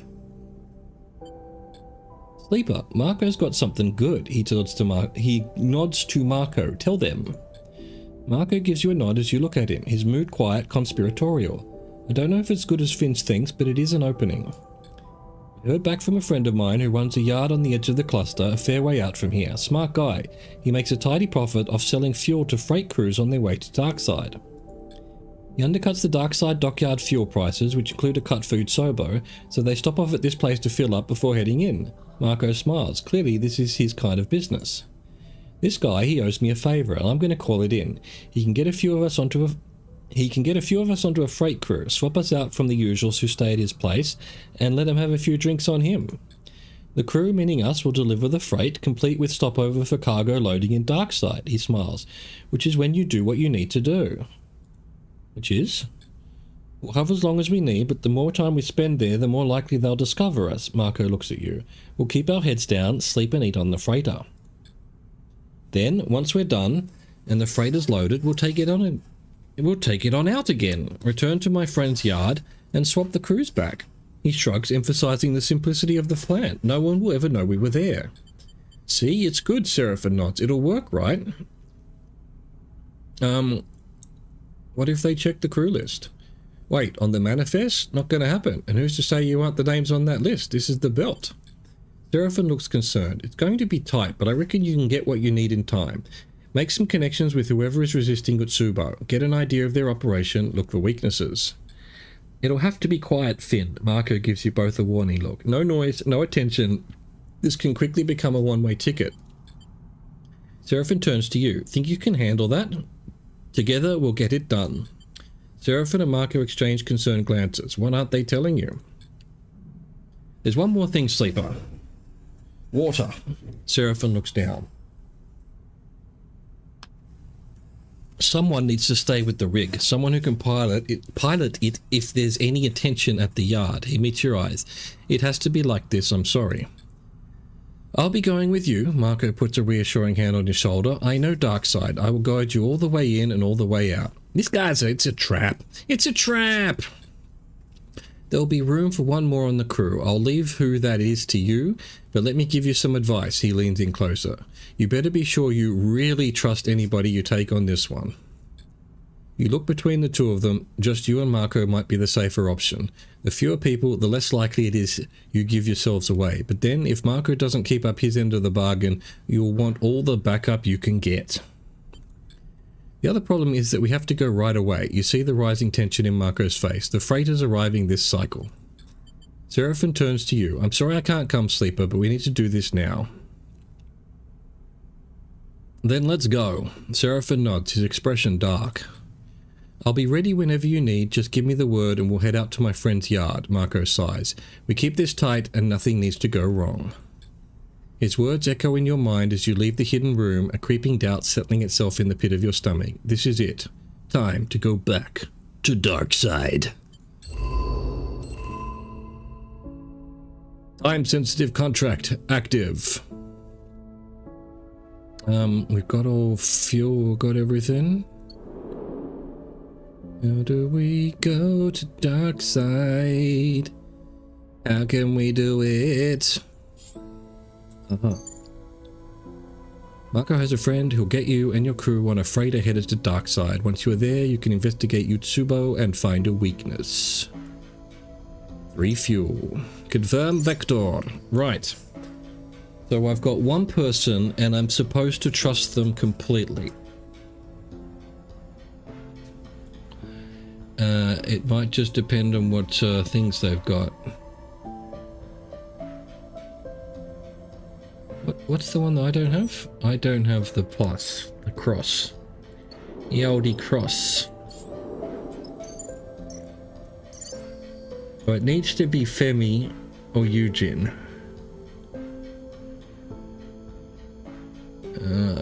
Nah. Who do I trust? Eugene, I mean, surely we can trust him, but maybe we can't. I feel like I should take Cadet. She's from Darkside, isn't she? She wanted to do something at Darkside. Taking Cadet. It's probably a mistake. Doesn't matter. I make mistakes all the time. The freighter hangs over the ragged shipyard as the rig idles in the dock. So got the new... it does. Your eyes trace the fuel lines snaking up to its underside where they disappear into the dark. A chirp from the pilot's console breaks the silence. Marco's signal. This is it, Sleeper. Seraphin settles back from the controls of the rig. He looks over his shoulder at you. You better get going. Don't get too bored. I'll do my best, Seraphin smirks. Hope they have something to drink in the yard. You glide towards the back of the cockpit. Seraphin clears his throat. Just don't do anything reckless, alright? As you float down the corridor towards the airlock, Marco comes to meet you, his usual gear swapped out for a plain set of overalls that you imagine are borrowed from the freighter crew. You ready to go, Sleeper? The crew we're replacing are already in the yard, so the sooner we get on board, the better. He gives you a look. How are you feeling? Just fine, thanks. Marco meets your eyes. If you want to do this, we need to trust each other. He pats you on the shoulder as you cross into the airlock. Now I definitely don't trust him. The airlock cycles, and Marco leads you into the yard through a series of shadowy passages that connect the two docking bridges. Now's the time, Sleeper, Marco says as you work your way through the yard. Any questions, any concerns, speak up now. Will we have to pass any checks? Marco shrugs. This freighter is a known ship to Utsubo. It makes this route on a regular basis. They have no reason to suspect it. Just checking got an email. No, we're good. You reach a vertical tunnel and start ascending. At the docks, we'll probably have to give some enforcers a nod and a smile, but that's it. You come out at the entrance to the other docking tunnel, the freighter filling the viewing window, so all you can see are the plates of its scratched hull. You hit the button to open the docks and glide towards the freighter's airlock. As you do, the fear settles in. You are going back to Darkside.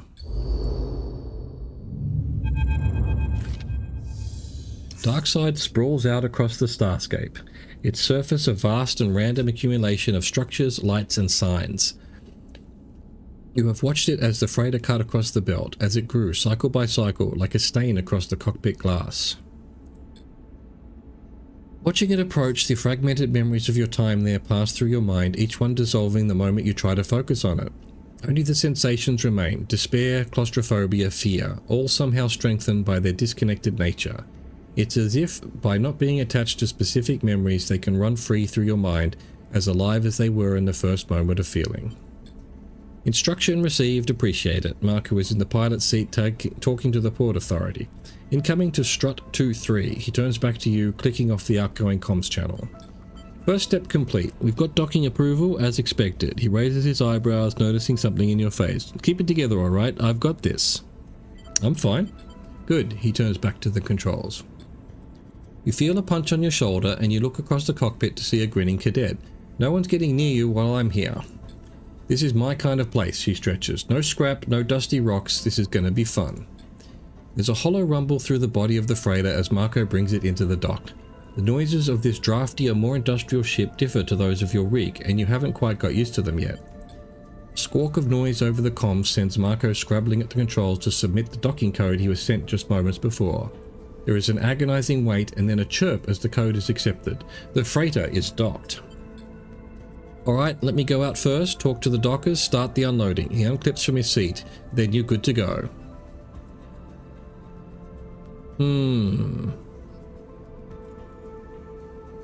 Okay, I'll wait. You gotta trust someone until they double cross you, then you never trust them again. Marco nods. Alright, hold fast, and he glides out of the cockpit without waiting for a response. You hold your nerve, looking out at the flickering lights and distant traffic. The airlock clunks open and closed again. Time drags on. Oh, I thought it said the rig here. You turn your attention to the job ahead. Seeing it stretched out in front of you, Darkside seems impossibly vast. Too vast to find a specific person. But just to find a type of person, someone unhappy with Utsobo's gains, ready to risk their life to change this place, and push to a point of desperation or anger, that might be a lot more doable. But first you must understand Utsubo. See how they run this place, where they meet, what they talk about, find where Utsobo is weakest, find where they can be broken, and think about the pressure that might be applied not just by you, but by all of Darkside. Cadet floats lazily in the air, spinning a small tool between her fingers. Sure hope Marco hasn't run out on us already, she grins. That'd be really messed up. Don't answer. The airlock cycles once more, and moments later Marco is in the cockpit, sweat beading on his brow. He takes a moment, his mood uncharacteristically flustered. Well, I bent the truth a little back there, but I think we're good. He runs a hand over his hair, slicking it back into place. Luckily, I've had a lot of practice lying to dock workers. He gives you a wink. They'll begin unloading later this cycle, and they won't be in a rush. He smiles. We have our time, as promised. But the sudden interjection evaporates any relief you are feeling. Utsubo are watching these docks, that I know for sure. For now, we're just another freighter, but all our coming and going, that could be a problem. He turns to you. We can try to disable their monitoring or just get the job done before it becomes an issue. Not a problem. If you say so, I just thought you should know. Either way, we need to get on with what we are doing. Marco folds his arms. Utsubo are everywhere, but we need to understand them to know what is happening inside their organization. We slip under their skin and find out how they work. Marco looks to you. This is what I recommend. But now, Sleeper, it's your turn to lead. He folds his arms. Tell us where to begin. You feel the attention, the pressure shift to you. Time to find some allies, time to find Utsubo's weakness, time to stop running and resist. We have a crisis active. Excellent. Excellent. That's a crisis. Dock surveillance. We've got the rise. Look at this place. Brilliant. Absolutely brilliant. Alright, start here, I guess. Cadet, what kind of rolls are this? Please, Cadet, that's ridiculous. Going dark. With Utsubo monitoring the docks, there's only a certain amount of time before they find you, unless you blind them. Right, let's have a quick look around. What else have we got? Washgate. Shore leave. Alright. And this is Utsubo territory. Finding out where they meet. Alright, well, we've got to do this first. There's really nothing else for it. So, what have we got? We've got a 5.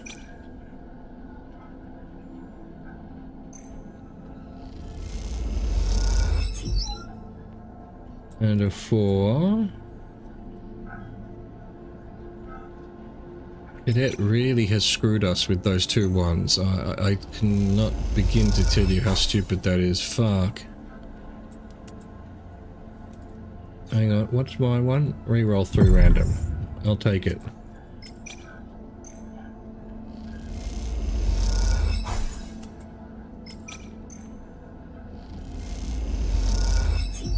I'll make it legal. Alright, he's useless. Here, anyway. She would be able to do this, but she's only got ones, which is just not worth doing. Really isn't. Can we do something with him here?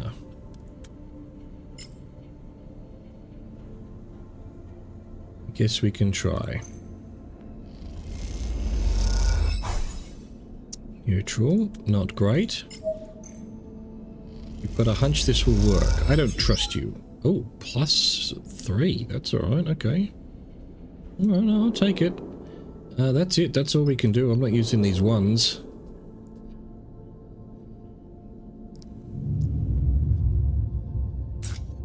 Ain't using no fucking ones. Okay, back to the crisis.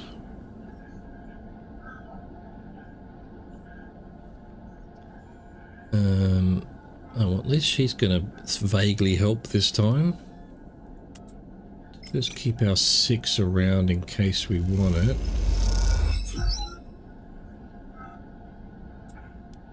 I'm just gonna do this one just because I like mixing it up sometimes. Even though it used up our 6. Alright, well, we just see if she manages to finish this. You scum. Why? Why? Oh no, it did. It did too, did it? Alright, fair enough. I'll take it. That's ending the crisis. Perfect. Right, so we've got the dock. Alright, well, we'll just see who we can do and where. Bit annoying none of them is into it after I put shit into that. Oh, it's here. There we go. No, alright, well, let's do this one then.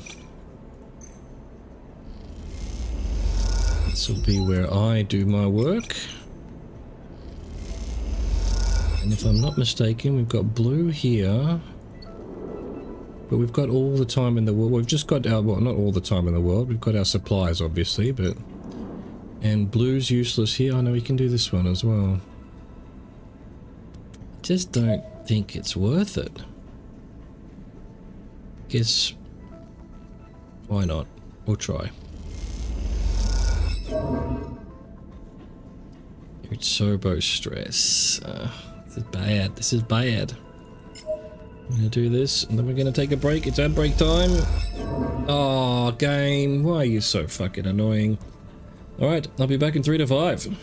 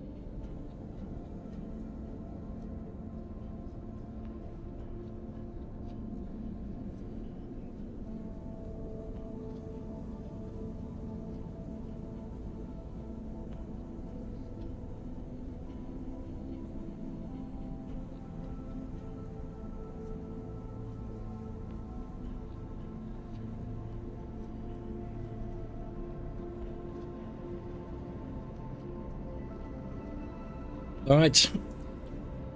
So yeah, basically, no risks now. Just no more risks. Okay, we're just going to use the time that we have to not take risks. Let's hope we get some good die. Da, motherfucker, da. That's not bad. All right, good.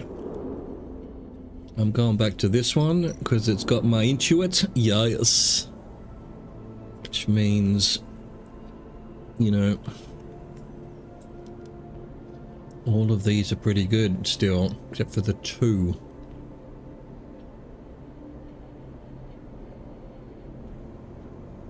What's he got? A 5. Alright, we'll use the 5 here.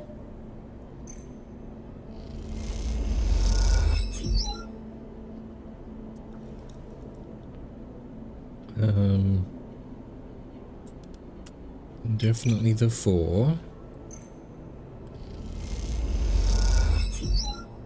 does the 3 give me? Oh, we'll do that. There's no risk there. And we can finish this off here, no problem. With no risks. Excellent. You have located a Nutsobo safe house, you are sure of that, but getting inside will be tricky thanks to the automated lock on the entrance. There has to be some way to get a pass key. You make your way through the rise, head down in the dark passageways. Sleeper, Cadet calls you from further back in the passage. Marco just split. You stop in the dark side passageway you were drifting down, a quiet connection between 2 thoroughfares. You glance around at the loose bundles of wires and stained metal plates. It seems like a safe place to talk. Looked real nervous, Cadet catches up with you. Then he just blurted out that he had something he needed to do and left. She shrugs, was gone just like that. Traitorous dog! You pause for a moment, unsure how to react. What's going on? You tell me, Sleeper, Cadet folds her arm. This is your crew. I assumed you knew he was going. You meet your eye, which, I can see now, is obviously not the case. You take a moment. No need to panic. Marco brought you here. He'll get you out. You look down the corridor towards a busier, wider passage where people drift by. If he needed to deal with something, then, well, he needed to deal with something. It doesn't mean anything, but you sure as hell wish he'd given you a warning. Surveilled and now short-handed, this job is gone from bad to worse. God dang it. Ritsobo entry.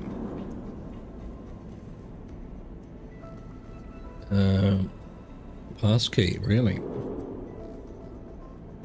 Pass key, huh?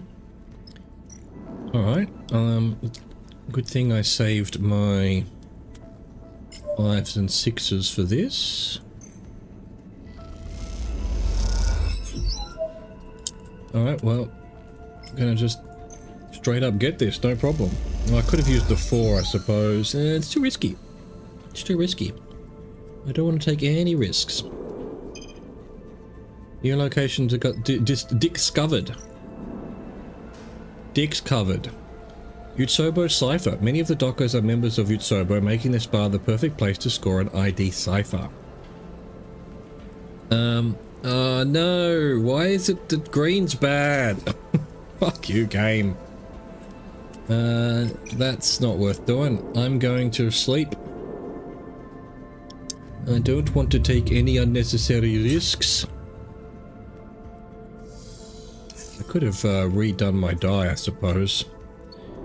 Cadet, you're useless to me. You're useless to me, god damn it. Alright, we'll start with a 4. It's giving 3. Alright, excellent. We'll save our 6. Beautiful. Save her 6 as well. Give me that cipher, motherfucker. Beautiful. Yes. You use the pass key and the bolt thunks open. Time to go inside. The unmarked door slides open as you use the cipher. Beyond it, a dark tunnel descends, its roof a mess of bundled tubes and wires. Entering, you see a flickering light at its far end, and hear the soft echo of raised voices. Looks like a rat's nest to me, Cadet grins darkly. Let's go see what they're chattering about. You drift down the tunnel, keeping your limbs clear of the sides, your passage through the air silent and gentle. You focus on the flickering light, the sound of the voices growing ever louder. As you descend through the tunnel, you notice a small dark doorway leading off before the tunnel reaches the bottom. You slow yourself gently, fingertips grazing the metal walls on either side. Glancing through, you see the doorway leads out onto a framework balcony high on the wall of some dark room. You glance down to the bottom of the tunnel and hear the voices rising in volume. "The balcony," Cadet hisses. "Come on." She pushes ahead through the doorway. You come out onto the balcony overlooking a dark, cavernous room, lit in patches with a bright area at the far end. It is filled with people, Utsubo enforcers and members, all facing forward, their floating bodies silhouetted by the pool of bright light ahead, and in that bright pool 2 figures are arguing. You come to the edge of the balcony, a feeling of safety granted to you by both your elevation and the cover of darkness. Below, the entire room has its attention focused on the 2 figures in the pool of light, the watching audience keeping to the dark perimeter as if they were observing a piece of theatre. You feel Cadet arrive beside you, her attention, like yours, on the scene below. Orenichi, burly Utsubo warden. Grab him in case I need him for thumbnails.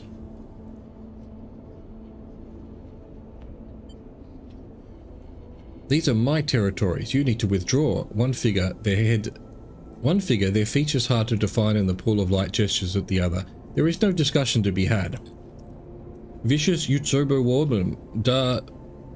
Could be anything really. Dachi? Dude's too cool for school. Wakes up every day with a sore neck. The other figure laughs. "You're pathetic, Oren. The washgate is a joke, like you." He turns to the crowd and you see dark hair, dark eyes, and a smile like a slit. The dark-haired figure addresses the gathered crowd. Oren makes nothing from the washgate. All that freight, and he lets it slip by while he soaks up bribes. Jeering echoes around the crowd. "He is stealing from you all." "Daichi, you piece of shit." Oren spits, a glinting orb zipping past the other man. "You have no respect." A few of the crowd enter the light, gathering behind one figure or the other, barely more than an enforcer and already dictating terms. If you had any idea what was happening in the passages, you'd know we've been facing sabotage and resistance across the washgate. Oren shakes his head. Utsubo's control is under question. Sabotage and resistance? You quietly log the remark in your mind. Those are the people you have to find. Daichi smirks in response. "I still know how it is in the passages, but you are getting soft, Oren." He glances around. "You can't deal with some angry shop owners." He makes a show of his mocking laugh. "It's easy to mock, but they are organized, and I'm close to rooting out their meeting places." Oren folds his arms. "You wouldn't know where to start looking." "If you say so, old man. In the end, it's only a matter of time before someone ambitious notices how weak you have become." Daichi draws a finger across his throat with a grin. The room erupts in shouts. Both sides call out insults while others from the crowd air their own problems, some drifting into the light to heckle Daichi and Oren directly. "Silence!"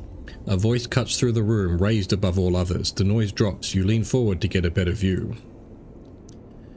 "Commanding Utsubo, Lieutenant Ankita?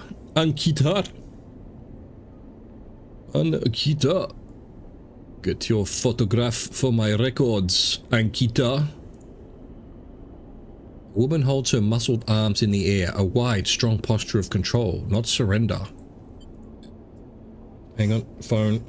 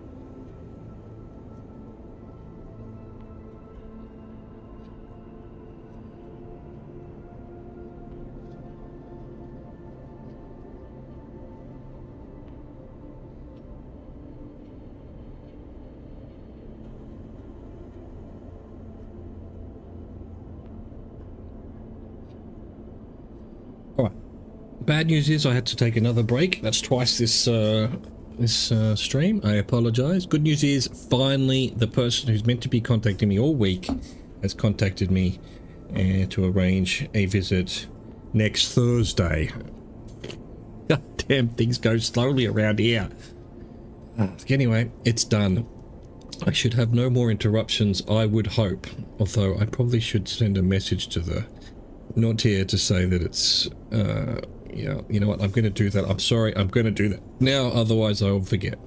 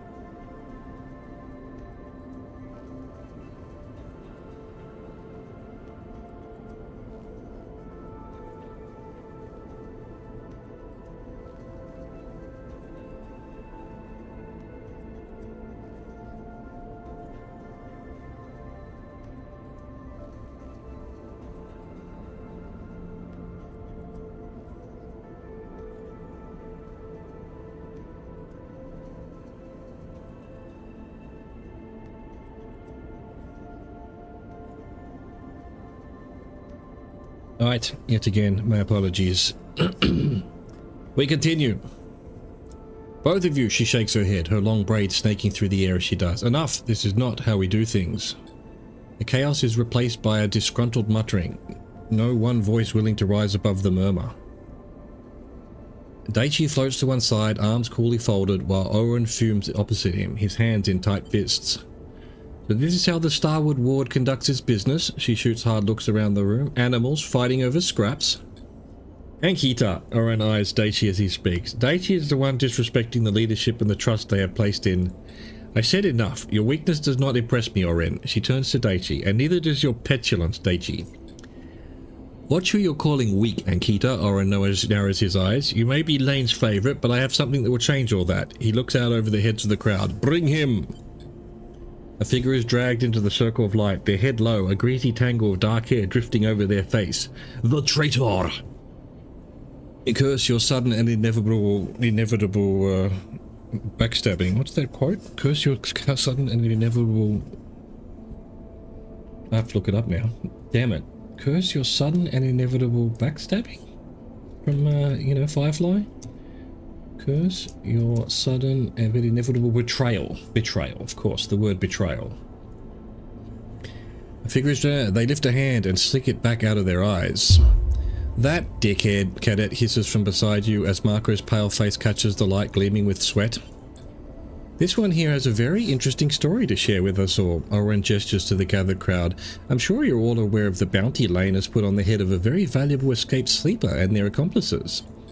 Well, Marco here tells me, he smiles at Marco, whose eyes are fixed forward, squinting into the light, that the same sleeper is, right now, on a freighter moored in the Washgate docks. A ripple runs through the gathered crowd, a reflection of the value of this information. You wonder how much cryo is on your and Seraphin's heads. You look into Marco's eyes, attempting to see any indication of what this might be, a desperate bid to save himself, or a betrayal of everything you agreed upon. His set stare reveals nothing. Now, Lane himself will be returning in 3 cycles, and you can imagine how pleased he will be when I present the sleeper to him. Ankita stares at Oren. You had no business keeping this from me. She folds her arms. I will be the one to bring the sleeper in. Not so fast, Ankita. Oren turns to the gathered crowd. The first of you to bring me the sleeper will be given a share of Washgate. He shoots a look across the circle of light. That includes you, Daichi. The crowd erupts into shouts and movement, the assembled Yutsubo members suddenly up and moving towards the doors. You push yourself into the corner of the balcony, tucking yourself into the shadows as you hear the tunnel filling with voices. There are shouts and scuffles, and you fear that any moment you will be discovered, but as time passes, the noise subsides. You only open your eyes when the sound disappears altogether. The Yutsubo members on their way to your freighter. The freighter that is supposed to take you off Darkside. You feel the panic rising. You are trapped here once more. Screw this, Cadet hisses beside you. We need to run now. You ascend through the tunnel, silent, slow. Your eyes are on the entrance, hoping that no Yutsubo member returns or enters. And then you are back out in the main passageway, blinking in the light of the fluorescent panels and gliding away from the entrance, lost in a daze. Somewhere in the rise you eventually stop, not sure where you might be going, but needing to get away from what you just witnessed. You can't go back to the freighter, that much is clear, which means no supplies, no place to sleep. Then there's Marco. Was this always part of his plan, or is this just him in survival mode? Your mind fills with questions and worries, the path ahead unclear. What a dickhead. Marco actually sold us out. Cadet hovers in the passageway. When I catch him, I'm gonna wring his neck. Is that what that was? You saw what I saw, right? Cadet's eyes flash with anger. He's with Utsubo. Is it as clean as Cadet says? Can you really leave Darkside without Marco? If he actually has been caught by Utsubo, can you forgive him for giving into the pressure?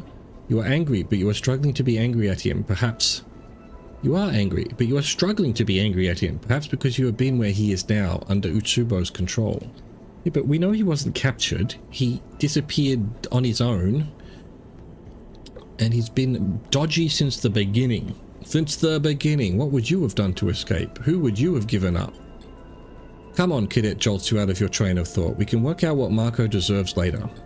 We can't go back, that's a fact. The ship is compromised, the docks are probably swarming with Utsubo. Cadet sighs and looks around. We should bed down here, ride out the worst of it. I know what it's like to be betrayed, Sleeper, trust me, but there's no time for feelings right now, only actions. Cadet nods up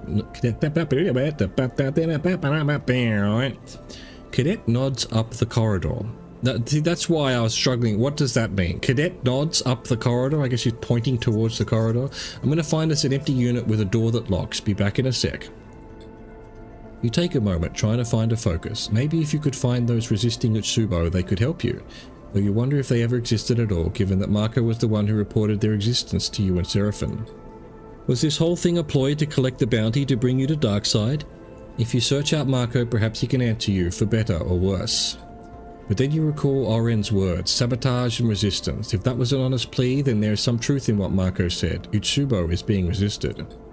You try to gather yourself. You have to bounce back to come up fighting, otherwise this place will drown you in its darkness. God dang you asshole. So we've got abandoned unit where we can end the cycle if we want to. And we've lost... Hang on, I had 2 supplies. What? They took all my supplies. All your supplies are aboard the freighter. Shopping is too great a risk. Stealing is the only way to eat and stay hidden. Liquor Row lives up to its name. It is a dizzying strip of screens and stalls piled high with tech. Can you find supplies amongst all this? I got anything else? Nope. Alright, well, luckily I saved that 6. The 2 6s. Let's see what happens. It's worth 2. Oh, we've been lucky. Beautiful. Straight up resupplied immediately. Take that, RNGesus. Oh, I get my 2 supplies back. Are we just chilling out, are we? Okay, alright. Another 2 days then. Before we have out of food. You wake in the cold of the abandoned unit to an unsettling quiet. The air cyclers whine, the heat diffusers hum, but nothing around you breathes. You are alone. You slowly raise yourself, unclip the straps from the bunk, and allow yourself to drift up into the air. Silence. And then, in that silence, you hear something. A scrape or scuff. It draws your eyes to the unit's doorway, where a shape is settled in the dark. I knew you couldn't have gone far, Ankita shifts to the doorway. Russia? You kick off hard, dropping your shoulder and aiming for Ankita. She raises an arm to deflect your hit. As you slam into her, Ankita reels back, then spins, wrapping you with both arms, and uses your momentum to whip you around and bundle you back into the unit. Just calm yourself, Ankita holds up on both hands. Let's not cause too much damage. She raises an eyebrow. May I come in? She drifts through the doorway. We don't need any extra attention right now. What are you doing here? Look, just shut up and listen. Ankita drops her voice. I'm risking everything by coming up here, she hisses, so don't make this any harder than it is. What you need to know is this. I'm on your side. I want Darkside free, just like you, and I hate Lane just as much as you do.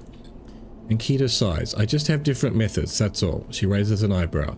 You might say better methods, given how well your visit has gone. Why should I trust you? I'm the only person who can get you off Darkside, so you better listen closely. Ankita hisses. It has taken me more cycles than you would believe to get this deep into Utsubo, and I'm not about to give it up for one escapee. But then Lane doesn't usually run all across the belt chasing a lone escapee, even a sleeper. Ankita drifts a little closer, overshadowing you. So you need to tell me now, what does Lane want with you? Why are you so important to him? I don't remember. Ankita raises an eyebrow. Please, tell me you are joking. What you don't understand, Sleeper, is that I've been trying to keep you safe since I saw you arrive, but your friend hasn't made it easy. Getting himself caught by Utsubo is bad enough, but then blabbing about you being here? She sighs. I can only protect you from so much. He's not my friend anymore. I doubt he cares. He's Owen's prize. He's done. Either way, you are lucky you aren't in the same position, and you have me to thank for that. So I'll ask again. Ankita beats your eyes. Why is Lane pursuing you? Explain that your frame is changing. Ankita looks away in thought as you explain. She waits for you to finish. None of it makes any sense, but there's no way I'm letting Lane get his prize, not until we understand more. She gives you a hard look. I can get you out, but I need a couple of cycles, and I need you to do something for me. You need to take this with you, off station. She produces a thumbnail drive and holds it up. This is everything I've managed to scrape from within Yutsubo. The key to challenging Lane is on here, I know it.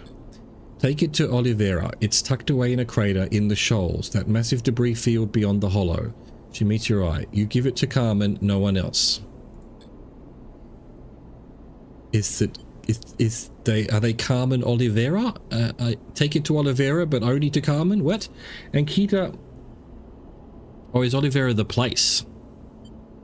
And Kita presses the drive into your palm and closes your hand around it. No one but Carmen, you understand? Lane's rise has been cruel. He has spilt too much blood. When I'm ready, I will make him pay for that. But Carmen needs to analyze what I've got on him to find the right place and moment to strike. And Kita meets your eye. I knew a sleeper once, and I should have trusted them. She lets go of your hand, so now I'm trusting you. I'll get you out and you deliver. That's the deal. And Kita cracks her knuckles. Then, together, we can... And Kita spins sideways, slamming into the wall of the unit with a grunt. A few small globes of red liquid glitter in the air. I've got her, sleeper. Cadet shakes out the fist she just punched Ankita with. A shrill whine draws both of you and Cadet's attention to Ankita. She is holding a boxy pistol at her waist, its side blinking with a pale indicator light. You haven't got shit. Ankita reaches up and wipes a little blood from her temple, her eyes not leaving Cadet. Solid punch, she smiles, but you should have checked who's on your side first. Cadet looks at you questioningly. What the hell is this, sleeper? Ankita is helping us. Helping? Cadet shoots her an angry look. No more slimy deals. I have to go, sleeper. She glances between the two of you. You explain this whole thing to your friend if you want, but I won't be here when you do. 2 cycles. Be ready to leave. She backs out of the unit. When Lane comes back, you go out. Neither of us wants him to win here. And a piece of advice. Forget Marco. Keep your head down and wait for me. She raises a finger. You need supplies? Steal them in Flicker Row. Otherwise, keep to yourself. And Kita gives you a hard look and slips out of the unit. New location. Righto. What? So we've got more... Got the rise. What? We just need to hold out. Keep holding on. Do I want to find Marco? Ah. But where do I...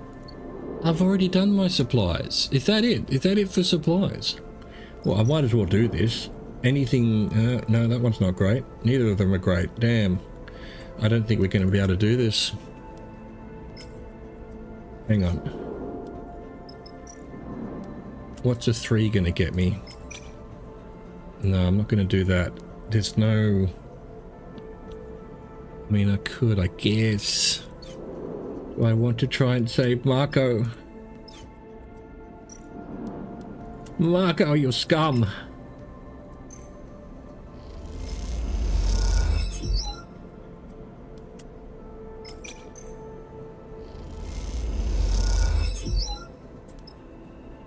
Do this.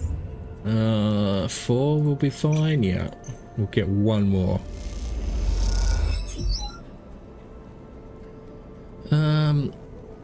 This would be a 3 and the 3, so this would be a 4. Nope. I'm not taking the risk. I'm sorry, Marco. If I manage to fluke it, yeah, but otherwise... We've got 1 last chance to find you, Marco. If it's too hard to be found... You wake in the bare unit, cloaked in the endless shadow of Darkside. Outside the window, the lights of the city glitter, but you do not see them. Your attention is, instead, on the tugging thread in your mind. Lane drawing ever closer, you shiver. 1 more cycle, and then you are out. Can I get more supplies? No, I can't. So there's just the hope of finding him. Not looking good, Marco. My dice are terrible. Oh, we've got 3 4s, maybe. Yeah, alright. We might just do it.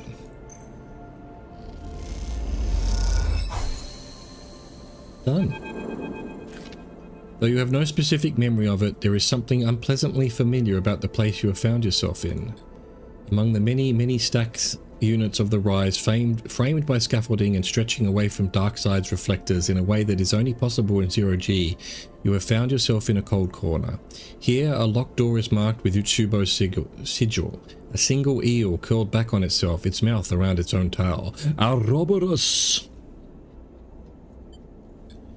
This is the kind of door behind which Utsubo keeps its secrets, its assets like you and Seraphim were, like Marco is now.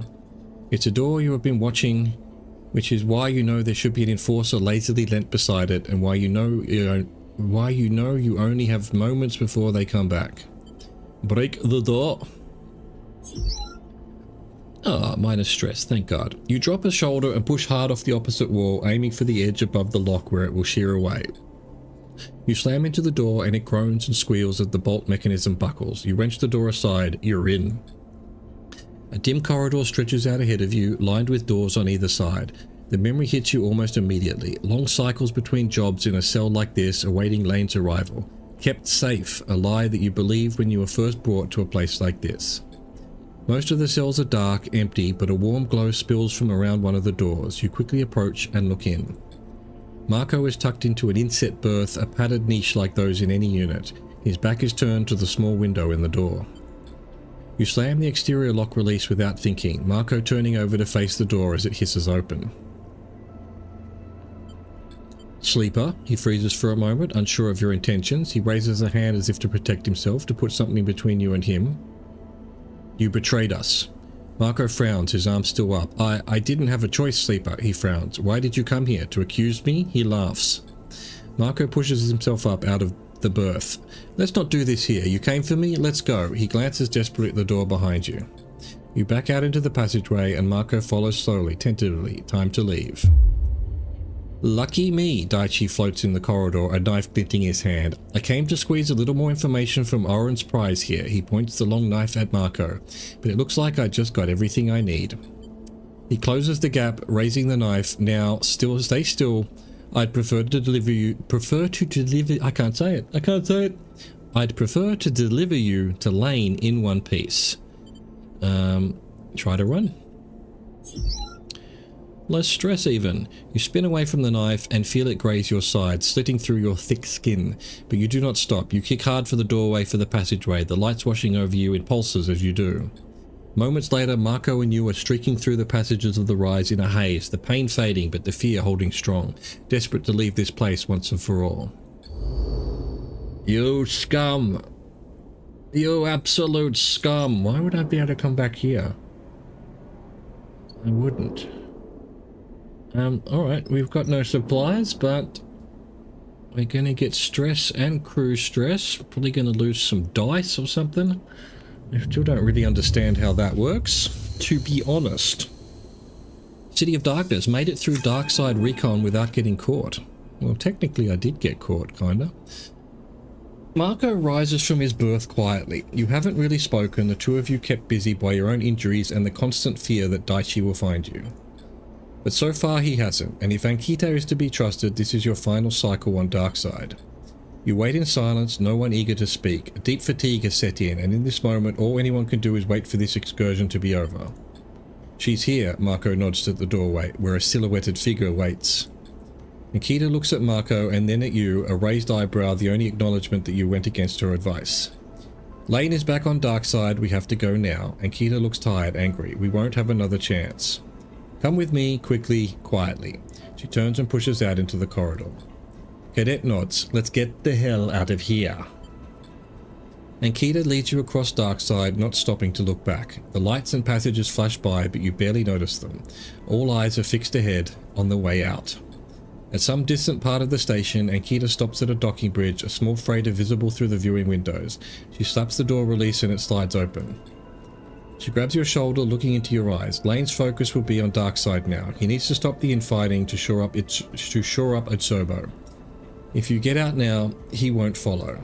Remember, Ankita hisses the instructions to you. Get that drive to Oliveira, give it to Carmen, no one else, no matter what they say. Thank you. Ankita simply nods, and then she is gone, disappearing into the endless winding passages of Darkside. You drift gingerly down the docking tunnel which leads into the cold and sparse cargo bay of the ship. Once you're inside, there is a hiss and the doors scissor shut. For a moment you panic, seeing no exit, no other doors, just a metal-walled bay. Is this a trap?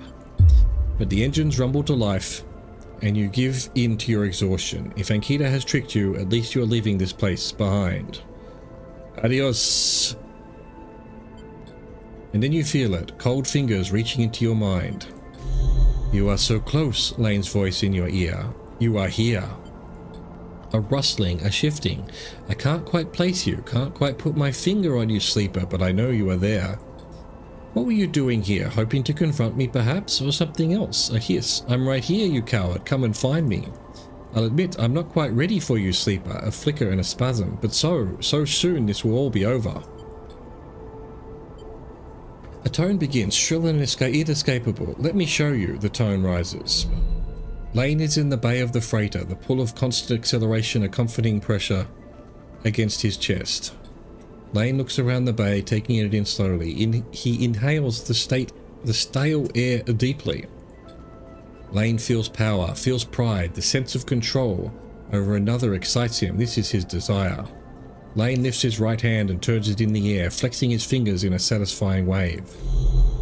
Something flickers at the corner of your vision for a moment, and you strain to turn Lane's head. It does not turn, but you swear you see a figure there in the bay with you. It opens its mouth as if to speak, as if to scream, and then it is gone. A smile grows on Lane's face, a spreading tightness that has its own impulse. He raises one hand and uses it to grip the smallest finger of the other. A pause, and then a sudden jerk.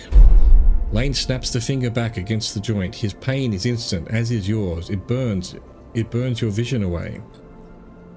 When the white-hot blindness has faded, you look out on those same metal walls. You hold the same finger in your hand, as you release it, you see the crooked shape it has been bent into. A shiver runs through you, and you reach back into your own mind to see if any trace, any fragment of Lane remains there. You put your hands on your face and push, as if to push him from your head. The ship continues out on its starward arc, away from Darkside, away from Lane. But you can't help but feel that some part of him is still there, behind your eyes, concealed beneath the pain of that snapped finger. Dude. Dude, man. It takes a long time before you're ready to discuss everything. First, there was the journey to the yard, then disembarking from the freighter, then explaining to the waiting crew why their ship was impounded, something Marco offered 1,000 apologies for. Thankfully, the crew of the ship that brought you out of Darkside, sent by Ankita, took the others aside and settled them. Through the promise of remuneration or the threat of violence, you aren't sure. But you expect they will leave together for Darkside soon. You do your best to explain your encounter with Ankita to your crew, but the mention of her name sets off a significant reaction in Bliss. It seems the two have history, a relationship that fell apart. Bliss removes themselves from the conversations, and later on you find them in the berth, staring at the wall. The whole time you find yourself in a daze. Your skin hurts and your muscles tremble. You don't feel yourself. You rest for a while, and as you do, conversations echo around you until you find yourself able to rise. Sleeper, Marco comes to you in the quiet of the rig. Can we speak a moment? I've got nothing to say. Marco nods. But I do, Sleeper. He looks down. I know I almost cost you everything, but you have to understand something. When they caught me, I was looking for someone important to me. That was why I wanted to come with you. I just wanted to get a message to him and to know that he was alright. He screws up his face, each word bringing him pain. And I admit, I thought I might be able to bargain on his behalf to get us both out. Bargain using my life? Marco can't bring himself to confirm it, but you both know it to be true. All I can say is, I'm sorry. Look, you can use the yard when you get back to the scatter yards. There are some components in there. Take what you want. Marco sniffs. I'm going to stay here a while. Or sniffs. He does not meet your eye. He simply turns away and drifts down the corridor. As he does, Seraphim passes him by, receiving no acknowledgement. Seraphim gives you a questioning look as Marco leaves. What happened out there, Sleeper? He floats there, stretching his scarred arm, the protective sleeve he has been wearing since the fast spindle finally removed. Marco betrayed us. Seraphim shakes his head. What do you mean? He told Utsoba where to find me. No, Seraphim frowns. That can't be. He pauses. It's not that I don't believe you, but Marco hates Utsobo. Seraphim sighs. He's come through for me so many times, I never thought... I'll talk to him, Seraphim nods, a grim look on his face. I'll get the full story. Seraphim looks down. I'm sorry I wasn't there, Sleeper. I should never have let Marco go instead of me. That's okay. Seraphim nods. Never again. He looks up. Tell me it was worth it, Sleeper, that you got something on Utsubo. You explain about the meeting you witnessed, the conflict between Oren and Daichi, and Ankita's intervention. Explaining Ankita takes a little more effort, but you try to remember everything that happened. You explain Ankita's insistence that she was working against Darkseid, and how she got you off the station. You explain that Utsubo itself is coming apart with Lane absence, and that this will draw his focus away from the two of you. Seraphim waits until you are finished to respond. So this Ankita got herself inside Utsubo. He raises an eyebrow. Just to try to break their grip on Darkseid, he whistles. Take some balls. You explain the drive, mention Oliveira, Carmen, and then hold up the thumbnail drive, the one Ankita entrusted to you. Oliveira, he screws up his face. I've heard of it, maybe once or twice. I just assumed it was some backwater colony. He sighs. Never met a Carmen, though. What's on that thing? Seraphim nods at the thumbnail drive. Something incriminating? Incriminating for who? Seraphim raises an eyebrow. Lane makes the law on Darkseid. If they were going to lock him up for his cruelty, they would have done so already. I don't get it, Seraphim raises an eyebrow. We just deliver this little mystery drive and that's all. He looks away, deep in thought. Is that what you want to do next? Oliveira, you've never even heard of it, but it seems like the place to go if you want to help Ankita fight back against Lane. You look at the drive, and as you do, you can't help but feel you're being used, not for the first time. One thing I will say, Seraphim begins, clearly thinking out loud. If we want to head back to Darkseid, take on Lane, we are going to need to do so on our ship this time. Some crews get spoofed transponders, send out a signal matching another ship, he shrugs. Not going to get one fitted here, but that's something we need to look out for. Sure, you think. Go back to Darkseid where Lane waits. A shudder of fear runs through you, thinking of the moment he slipped into your mind on the freighter. If you ever go back there, you know you'll need something to counteract him. But you also recall Overseer's presence in that moment too, his strange form holding its shape as Lane tried to override your control. Perhaps Overseer has a way for you to resist his signal.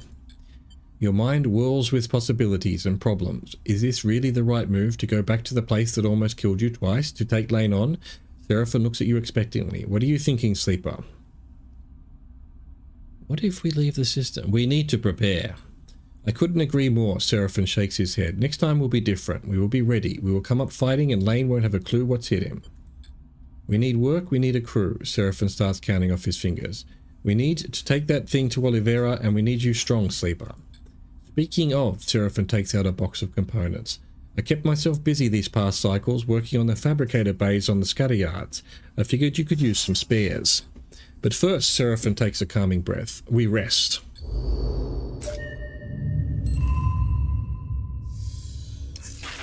Major drive complete. Glitching everywhere. Glitching on the top of the world. Alright, make sketches across the belt. Contact Carmen. Get back to Darkseid. Which we did. And that's why I took her, but so that didn't happen. I should have taken Bliss, apparently. That would have had an issue with Ankita. I guess, well, why not repaint the rig first? Make sketches across the belt. What does that mean? I guess he's not chasing us anymore, or this wasn't a place where we could be chased, right? Alright. Let's grab some food, because that's needed. Excellent.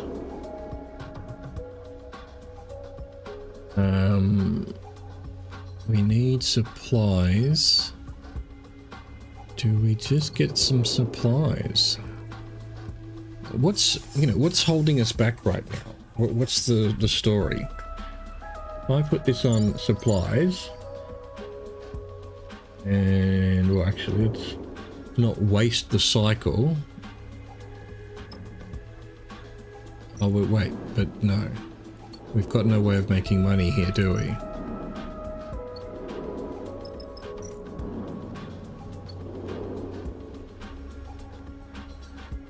Right, anyway, I'm gonna do that anyway, just in case it gives me sort of free supplies then.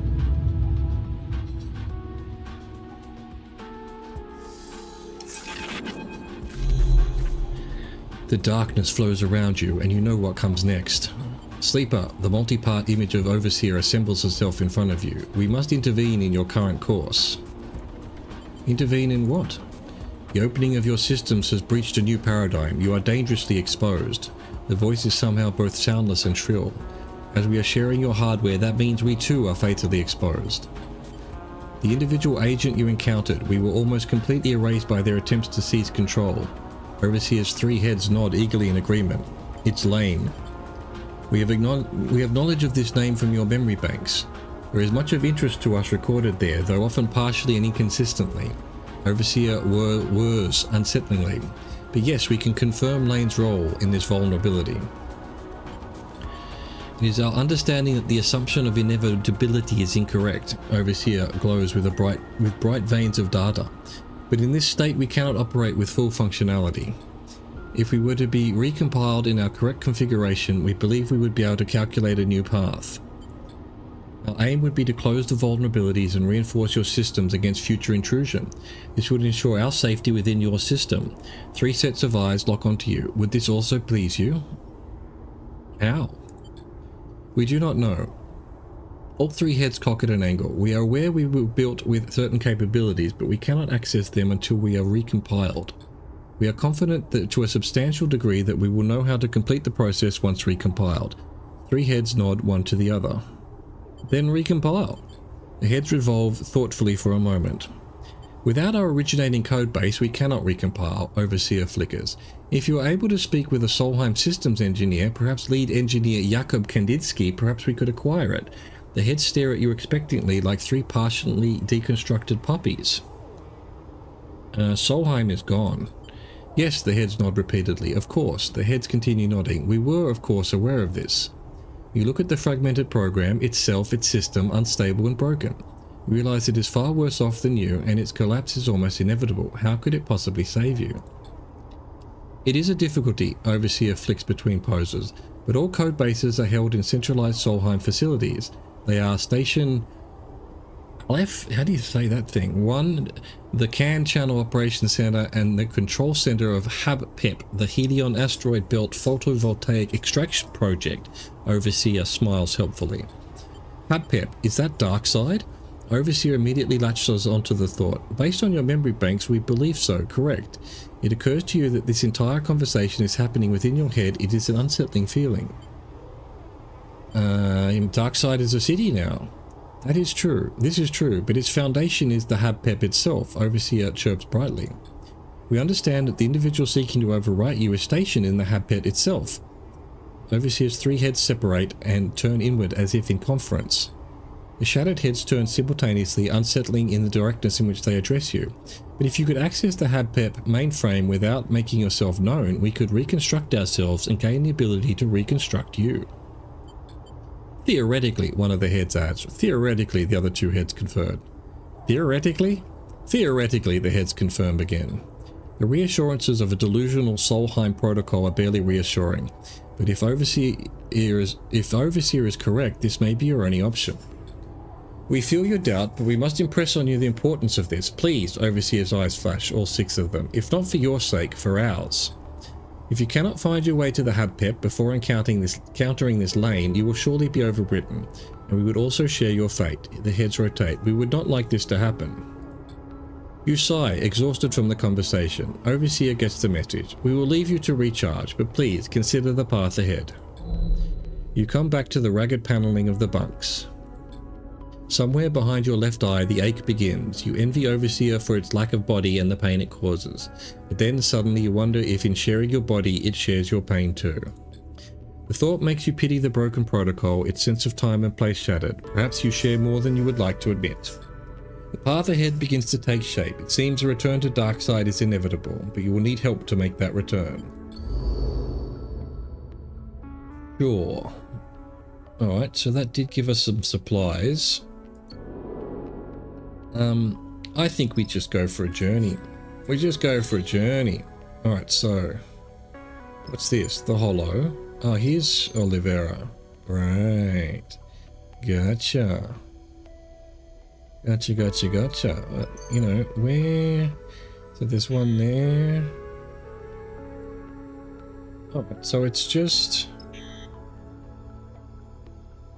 Okay. It's just those three. Let's do it. Go to the hollow and do our... get our paint job ready. New location discovered. Sketch your design. You find a high window within one of the radius bridges and look down on the core of the hollow. A good spot for sketching.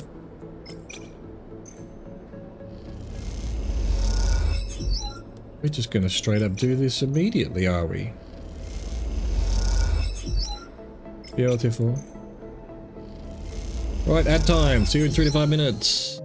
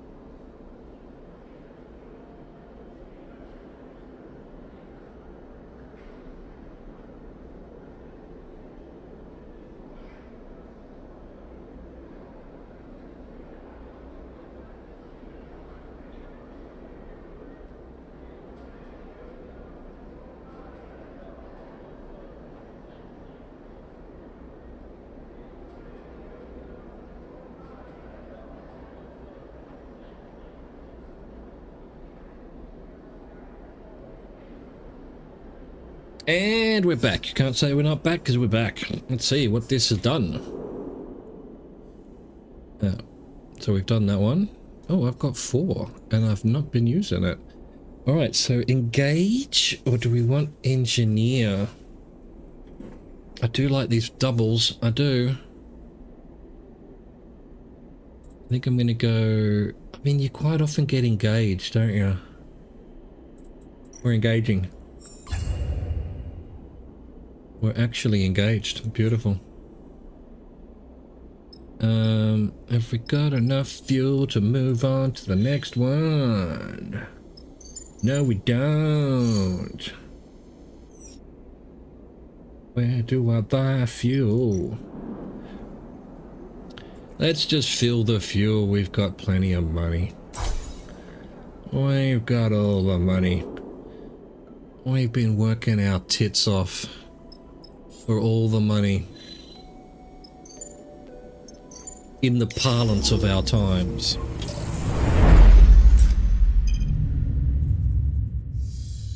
New location discovered. Greenbelt view. At the Greenbelt view, you pick a spot on one of the Greenfields bridges in the cloud of floating leaves, the perfect place for sketching. Ah, lovely. So many leaves, so many patterns, all in delicate shades of green. Dappled light in shades of yellow and green make Greenbelt a unique place in all the belt.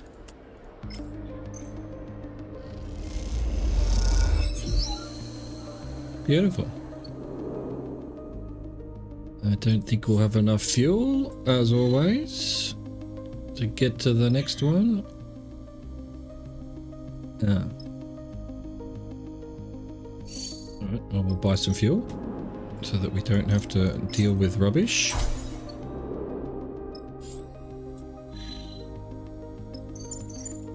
Boom.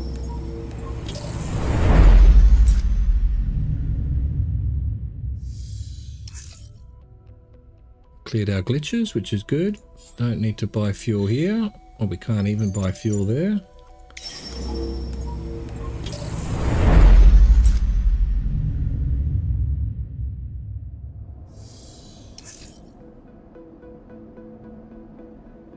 Where am I sketching? How come it didn't say new thing found? Sketch a design, let's go. You settle at a wide viewing window and look down at the vertiginous length of the fast spindle. Time to do a little sketching. The spindle is a tower of mismatched painted panels. It takes time to take it all in. Painted hull plates, transit tunnels and old ship frames give the fast spindle its distinctive look. It's exactly the same thing. Return to the scatter yards. I will. Definitely return to the scatter yards. Fill fuel. Can I go directly to the scatter yards from here? No. I wonder if I can go from here.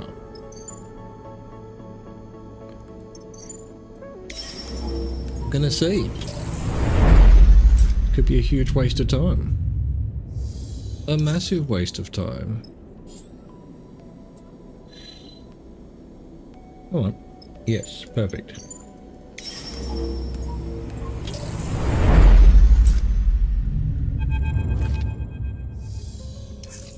Surya. Sleeper, Surya booms as he meets you inside his yard. I couldn't be happier to see you. Tell me, did you find inspiration out there in our belt? He grins wildly. I did. Let me see your work. He holds out a hand and you pass him the color slate. Lovely, he scrolls through the sketches. I will pass your designs on to my crews where they will build on them. Surya gestures to the yard. They are the best ship fitters in all of the belt, as you know. If you come to the yard and speak with them, you may choose whichever design you desire. Surya squints at the slate. This hollow drawing is really quite interesting. He reaches into his tool belt and produces a stack of shits. Of shits! Of chits. The remainder of your fee. Our business is concluded. He nods, adding a little bow to the movement. I am a busy man and must get to my business. But thank you again for helping to build a legacy for my yard. Surya folds his arms across his chest. I believe you have work to see to. But imagine, if you will, flying out on your next contract in a fresh livery, a beautiful reinvention from Surya's yard. He gestures wildly. When your clients ask why your rig is so beautiful, feel free to send them to me. Surya smiles, bows, and turns to leave. You watch Surya go, still unsure if his entire attitude is an act meant to confuse you into consent. He is a hard man to dislike, but there is something about him you can't quite put a finger on. Either way, it's hard not to feel a little bit thankful for the chance he gave you to look at the belt with new eyes, even if it was while flying one of the most garish ships the belt's ever seen. Boom, boom, boom. It's not that garish. I mean, I guess.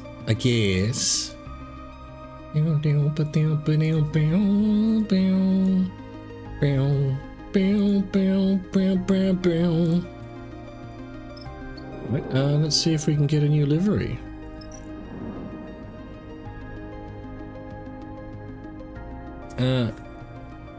Ramshackle,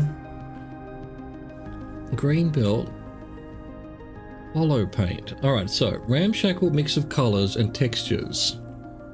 This fast spindle tribute blends in with the belt. Green belt paint. Greens, of course, but also simple natural forms make the green belt design a strong graphic look. Reflective panels and pale colors means a bright and elegant look, a little too clean for serious taste. Let's see what this one... No, actually. Let's see what this one looks like. Rig repainted. Yeah, nah. Alright, let's see what this one looks like.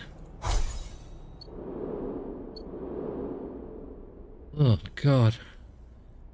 I mean, I guess that's better than the green one. I'm gonna have to try this one then. It's gonna have to be that one. Yep. Thank you for the follow, Expertiquel. Hope you're well. Where are we? Alright, so, next, we're off to Carmen in Oliveira. Oliveira. Yep, let's do it. Let's do it. No, we need fuel. It would help if we had fuel. And where do we get fuel here? Here, hopefully. Buy fuel. Why aren't we getting any supplies?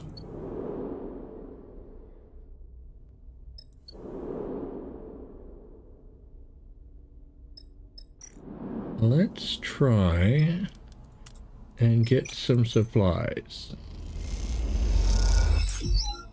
Right, so that definitely gave me supplies. And this also, but say I didn't want a positive outcome. Say I just wanted some energy. That's what I wanted. Sweet, perfect. So neutral gives you energy and positive gives you supplies. That's interesting. Alright, Oliveira, it's time. No, that's not where we want to go. Here's where we want to go. Concealed colony. Let's go, motherfuckers! They said we couldn't do it. You find Oliveira exactly where Ankita said it would be, a ragged colony nestled in a crater on one of the biggest rocks of the shoals.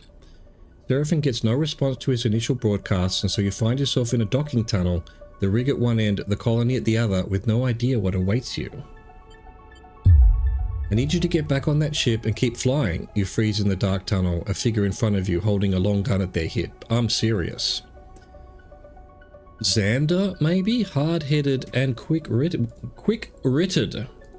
He very quick-witted, this guy. He is so quick-witted.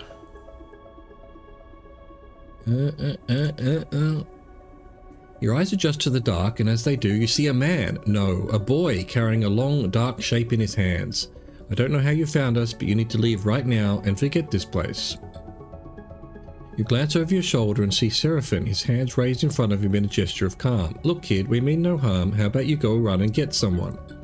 I am someone. I'm Xander. He sticks out his jaw. It's you I don't know, and I'll decide who's going to do some harm here.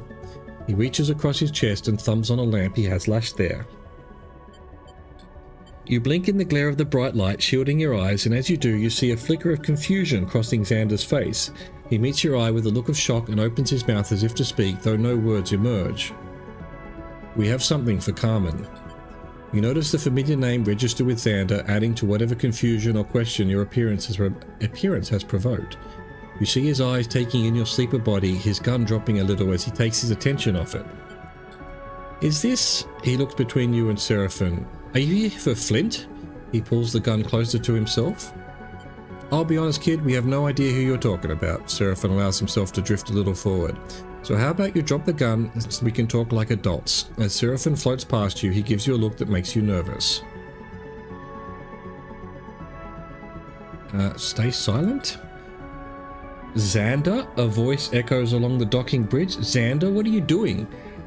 A figure appears at the end of the bridge behind Xander, a young woman clearly older than the boy in front of you. Young Oliveira colonist, Cadence.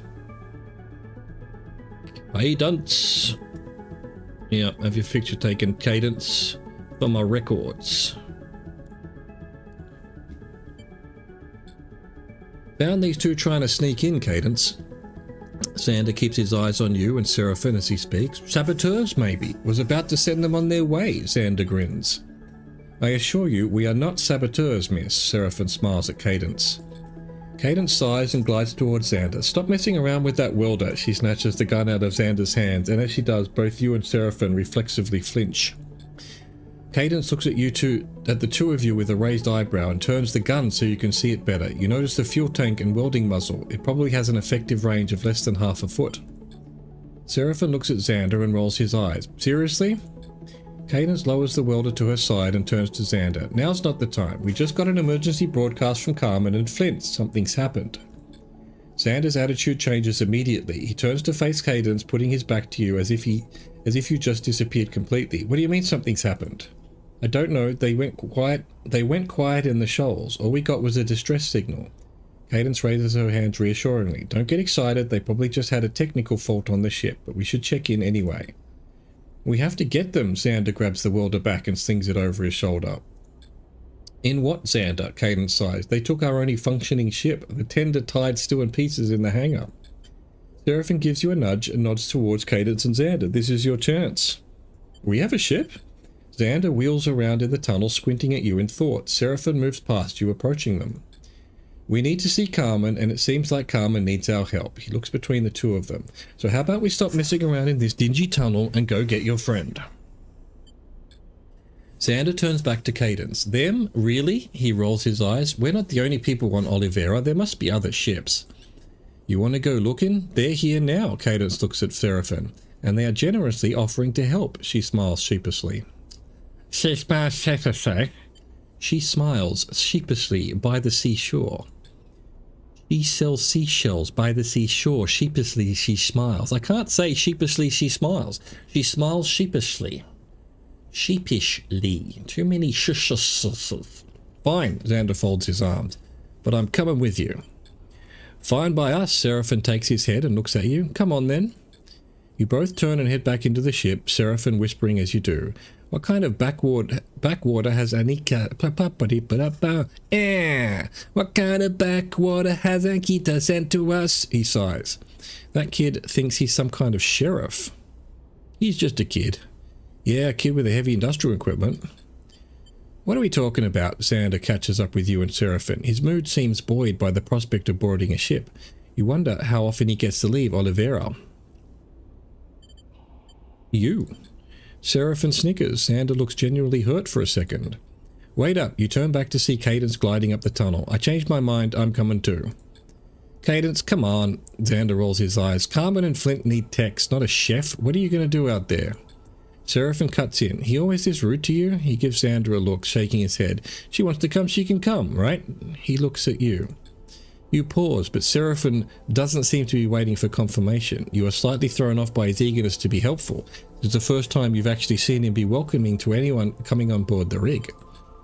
Xander puffs out his cheeks sulkily, hello sulkily, as Cadence smiles and glides into the ship quietly behind you all. When you get to the cockpit, you notice Xander looking wide-eyed at the consoles and switches. Seraphim pats him on the shoulder. Might want to strap in there, kid. Xander and Cadence find a place to settle where Seraphim buckles himself into the flight seat. Alright, he turns to Xander. Show us where to go. Show us the money! You head out into the shoals, the thick debris field that surrounds Oliveira. What's happening in here, Sleeper? Bliss pokes their head into the cockpit as Seraphim brings the ship in towards the signal coordinates Xander gave him. You look around the cockpit. Xander is tapping at the co-pilot console mounted in front of his seat in a haphazard way, while Cadence is asking Seraphine about how the rig works. Surprisingly, Seraphine is responding with patience and care.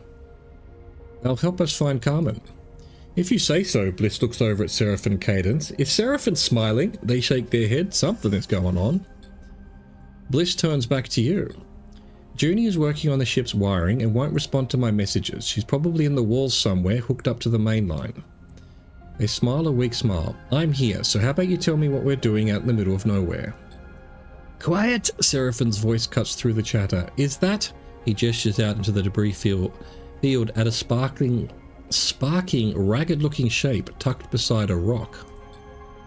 Xander rushes to the cockpit glass. Carmen! A moment of tense silence grips the room. That's his ship! You and Bliss exchange concerned glances. This isn't good. I'll bring her in. Seraphine's eyes are fixed on the wreck of the crumpled ship now. We don't know anything yet, so everybody calm down. Xander is silent, his face pressed against the glass. Cadence stares out at the wreck, her cheeks pale. No one speaks until the rig is brought to a stop. Alright, now we're going to go out there and we'll have a poke around. Seraphine looks between Cadence and Xander. We verify the ship and we recover the crew. Seraphine gives you and Bliss a nod and you both push off and glide towards the back of the cockpit. Suddenly, Xander pushes off from the window and glides with you out of the cockpit. I'm coming too. You need someone to identify the ship. To identify, he stops and takes breaths. Of course. Xander nods to you, tight-lipped and pale. You head to the airlock to suit up. Really? I don't get to choose anyone but Bliss? Fair enough. Bliss and Xander, let's go.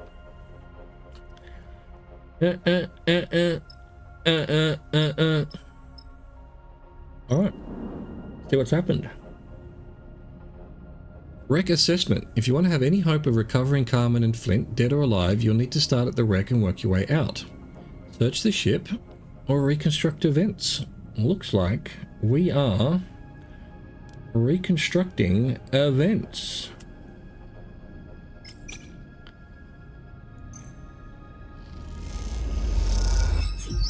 Might as well use the 6, why not? Use Bliss's 6. Use Bliss's 5. Use Xander's 5. Come on, 2 positives. No, rubbish. Rubbish, we're done. We're doomed. We're doomed. God, 2 neutrals. You suck, Xander. Oh, that's a 5 as well. I forgot. I've got ++. No, so close to just getting it done. I guess we do this. 75% chance of finishing it off. Beautiful. The search of Carmen's gutted ship has impacted the mood in the rig. As more and more evidence of an attack has appeared, the quieter Xander has got and the more Cadence has retreated into the bunks. Now, with the search complete, you are gathered in the cockpit to discuss what's been found. Come on, Cadence floats by the door, hugging herself against the cold. Tell us already. Xander is perched on the back of one of the seats, flicking at some hinged container he found in the wreck. Open and closed, open and closed. Explain carefully. You start by summarizing the search, talking about around the details, picking your language carefully. You describe the damage to the ship but not the attack. You talk about the occupants of the ship without mentioning what might have happened to them. Seraphine quickly cuts in. What Sleeper is saying, he gives you a look, is that the ship was hit with weapons fire, badly. Then the drive was fired up and they attempted to flee. The drive burned out and the ship, after hitting multiple rocks and bits of debris, came to a halt here. He takes a breath. We found no bodies. At the mention of that word bodies, a shudder runs through those assembled. Then they are here, somewhere. Xander has a steely look in his eyes, and we find them, whatever state they're in. He looks at Cadence. She nods back at him. Xander's right, we aren't leaving them out here. Carmen made Oliveira what it is. He saved us. We won't come back without him.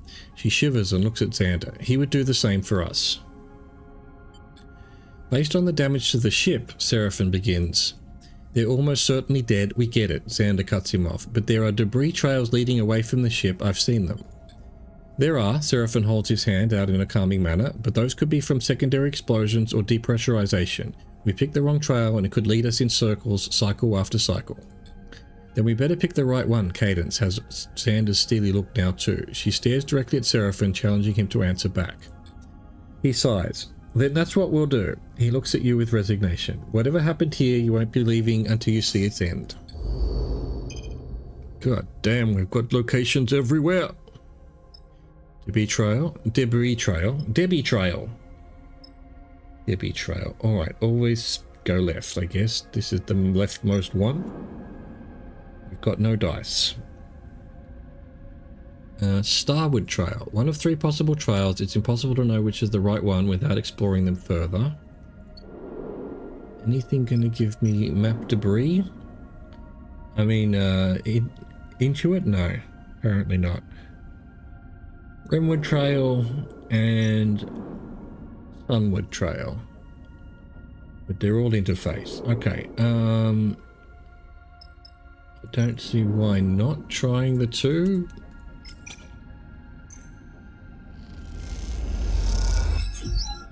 Hey, Luigi. Beautiful. Interesting. So can I get supplies from here to keep the thing going? I tested that before, didn't I? Did it work? I'm tempted to try something.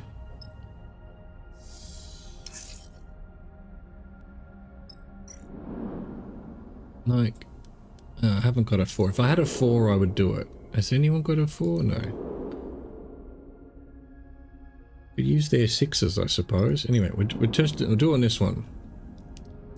Let's see. We've got a 5. And another 5, which is a 6. Bliss is actually useless. Got a 6 on this one. Beautiful.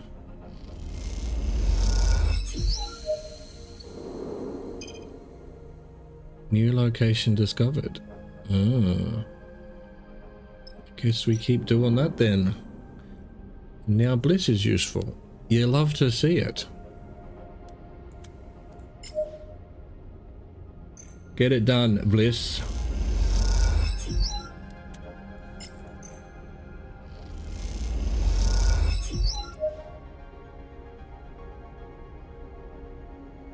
Trail leads to these barren and airless caves. It's hard to imagine someone surviving in here for long. This is a wild goose chase. I can sense it.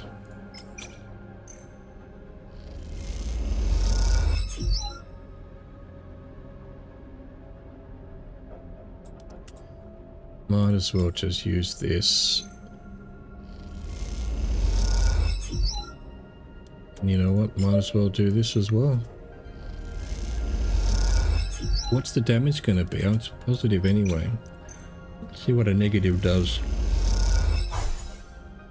A neutral just gives a bit of stress, so negative is probably a lot of stress. Alright, we've used all the dice.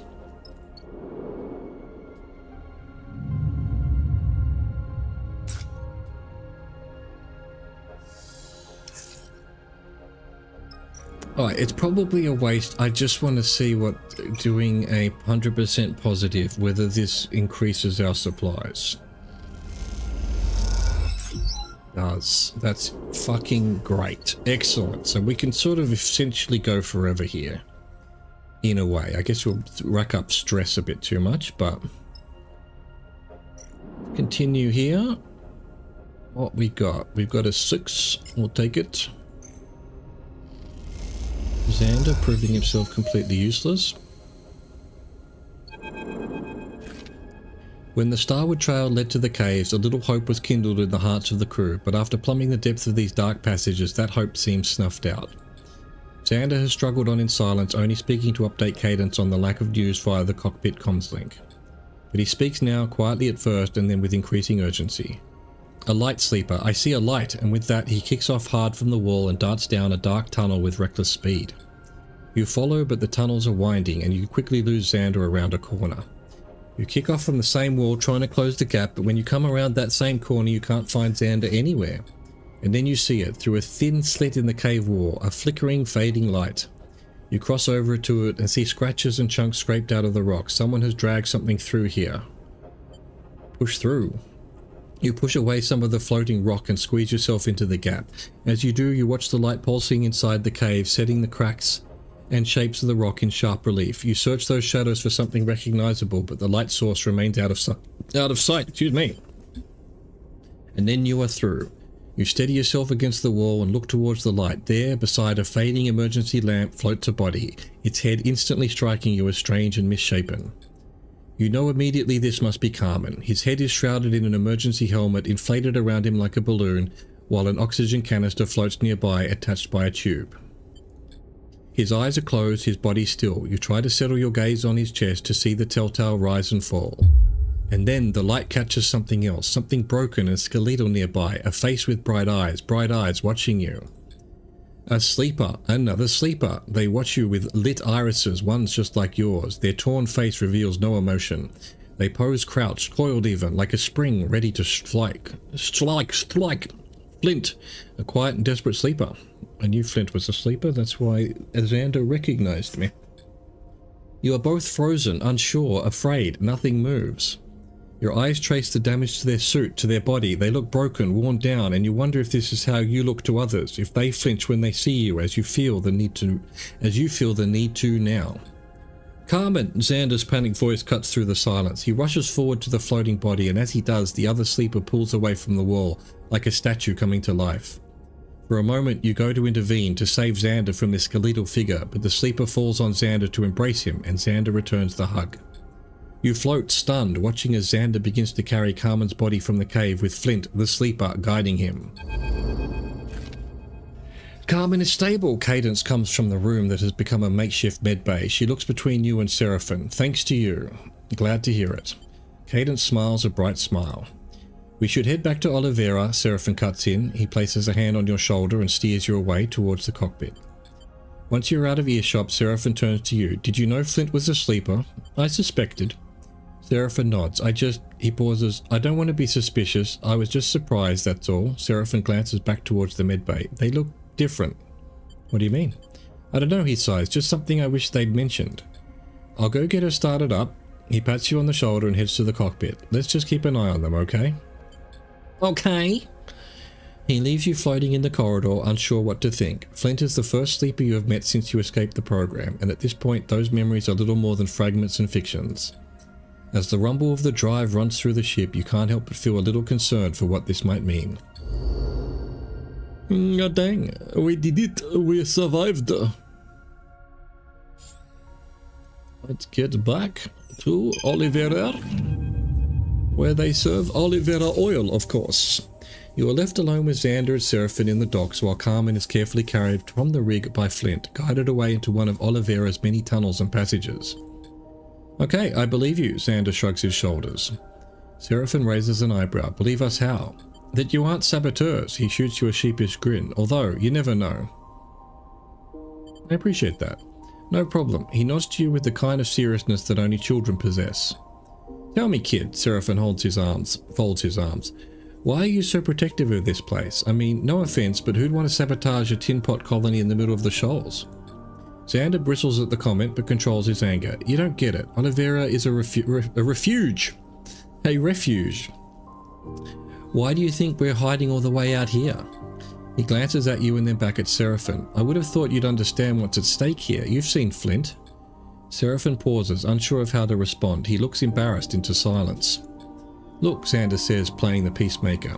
You brought Carmen back to us. Everyone in Oliveira will thank you for that. How about you stick around for a bit, get a feel for the place? If you need to resupply, we can help. We haven't got much, but if you chip in, you'll get your share. He bows his head a little. We're more welcoming than we appear. Just don't expect to buy anything with those chits of yours. Xander puts his hands on his hips. Oliveira is not for sale. Seraphim shrugs. Alright, kid, he glances at you. We appreciate it. We need to hang around until Carmen is back up and awake anyway, and I think we'll be glad for the rest. Of the rest. I'll see you around then. Xander touches his brow in a salute and then kicks away, floating out of the docks. Seraphim turns to you. A little shore leave doesn't sound so bad. I agree. Seraphim smiles. Alright then, he stretches. I'm going to head into town and see what's happening. He winks and glides away into Oliveira proper. You are left floating in the docks, unsure of what comes next. It doesn't seem like Lane is going to find you out here, so maybe this is the perfect time to take a breather, at least until you can bring Ankita's drive to Carmen. You turn that little thumbnail drive over in your pocket. Time to see what Oliveira has to offer. Oliveira. Oliveira. Alright, wait for Carmen to recover. I assume there's going to be a timer. There it is. Rising tensions. Carmen is in recovery and Oliveira will have to navigate a coming crisis without his steadying hand. So we're going to have a crisis in one cycle. I didn't... Really? As you leave the rig, you find a figure waiting for you in the docking tunnel. You think of Xander's hostile greeting when you first arrived. Is that him again? It's Flint. It's bloody Flint. Here, have your photo taken, Flint. You better be grateful. I saved your ass. I saved your ass to Mars. Where are you headed? Flint leans away from the wall, now out of the battered suit you first saw them in. The damage to their frame is concealed beneath their overalls, but you're still aware of it just beneath the surface. Don't know any of these places. Farm stacks. Same. Flint nods in the direction of the colony. I'll join you. You float together through the docks in silence. Flint makes you nervous, and their insistence on intercepting you this cycle hasn't exactly calmed that sensation. Breaking the silence eventually becomes unavoidable. How are you doing? Flint stares ahead, continuing their glide. Better than Carmen. The mention of Carmen's name recalls the image of him floating unconscious in the light of your work lamps in those deep and winding caves. You suppress a shudder. Flint gives you a sideways look, their mask-like face betraying no emotion. It's good you found us. They pause as you both move through a doorway. Could have been sooner, they blink, but better than nothing. We came as soon as we could. Looking at Flint gives you an unsettling feeling, like catching your own reflection in a polished whole plate. Is this what others feel like when they speak with you? Watching the crooked mouth, the lit irises for signs of human emotion?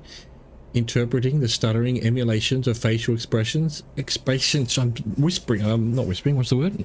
I'm whistling. Get nailed, mate. All my S's sound like whistles. Interpreting the stuttering emulations of facial expressions as they cross your doll-like face? What a sentence, man. Flint turns away again and you realize that they might feel the same looking at you, each the other's mirror, each reminding the other of the gap between being and being seen. How did you escape? Escape? Essen up, you mean? Flint pauses. We aren't there yet, friend. We can share war stories another time.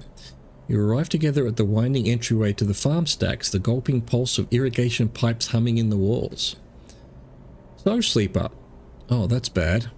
Flint's face curls in amusement as he uses the mononym everyone refers to you by. Oliveira asks all of those it harbors to contribute to the colony. Show me what you can do. Farm the stacks. It's bad. It's bad. Thanks, game. You and Flint join the farmers in the operation bay of the stacks, listening in on the shift's opening huddle. Jobs are assigned, yields discussed, and repairs prioritized.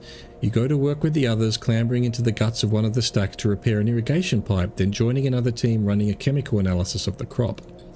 The pulse of the stacks becomes deafening the longer you work, the pulse of the machines feeding the crop, their crop of kelp, algae, tubers, leaves, and roots increasingly distracting and irritating. You chafe against the other workers who treat you with suspicion and distrust. This leads you to be increasingly angry, clumsy, and in the end to step back and let the work run on without you. Something makes you look to one side, a glint that catches your eye, and there is Flint taking a rest of their own. You see a glint again, Flint turning something over in their fingers, watching it spin, a vial of stabilizer. My last vial, Flint speaks without taking their eyes off the drug, even through the haze of your lost memories, you can recall the fizzing, sickening pulse of that injection, the dependence your reboot freed you from. Saving it for a special occasion, Flint pockets the vial and meets your eye. You don't need stabilizer, do you? Flint moves away from the wall they were resting against. I noticed you were different from the first moment we met, but I didn't realize what it was until now. The way you work, the way you move, without dependence, I see it now. Flint folds their arms. Tell them about the reboot. You tell them about the process you and Seraphim attempted on Darkseid, the one that Lane interrupted. They listen absent-mindedly, watching the workers instead of you. That's not all though, is it, Flint Meteorite? There's something wrong with you, more than just your decaying frame. Your signal, your present, it smells different. Lane did something to me. I've come to know that feeling, the feeling that I am an object, a tool to be molded, to be shaped for someone else's use. Here in Oliveira, people are different. Flint looks out at the workers. But I still know who I am, what I bring to this place. All of these people are at risk because of me. That means you too are a risk to your crew, to me, and more importantly, to this place. That is what is worrying me. Oliveira will welcome you, just as it welcomed me, Flint stretches, and it will do so in spite of itself and its own safety. I want you to know that, because they will pay the cost, those close to you, and you must know that they pay it for you. With that, Flint turns and glides away, leaving no space for a response. You watch them leave, their billowing cloak revealing and concealing the glinting and ragged parts of their exposed skeleton as they go. Dang, brother. So what do we got here? Scrap silos, where we can get scrap, I suppose. Farm stacks. Look at this. I went to the farm stacks and failed that thing, but farm stacks is actually into it. God dang it. Can be exhausting. Food. Open canteen. Hydro refinery.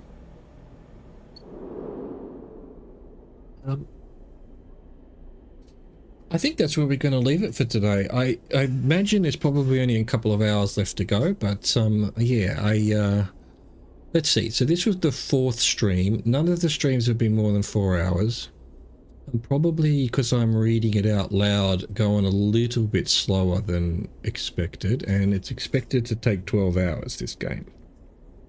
So I suspect we're probably at like somewhere, and today was only maybe, I was interrupted quite a bit, so we're probably, what, 10 hours in?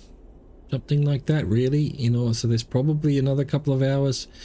We'll see. We'll see Monday if I feel like streaming. I might guess on the weekend, try to finish it off. We'll see. We'll see how we feel. Tomorrow's rugby all day, so I won't be streaming. But Sunday, depending on how I feel, I suppose. But otherwise, probably Monday, as per usual, as same time, same bat channel. You know what I'm saying? Hope you enjoyed that. Thank you for watching. Thank you for existing. Au revoir. Goodbye.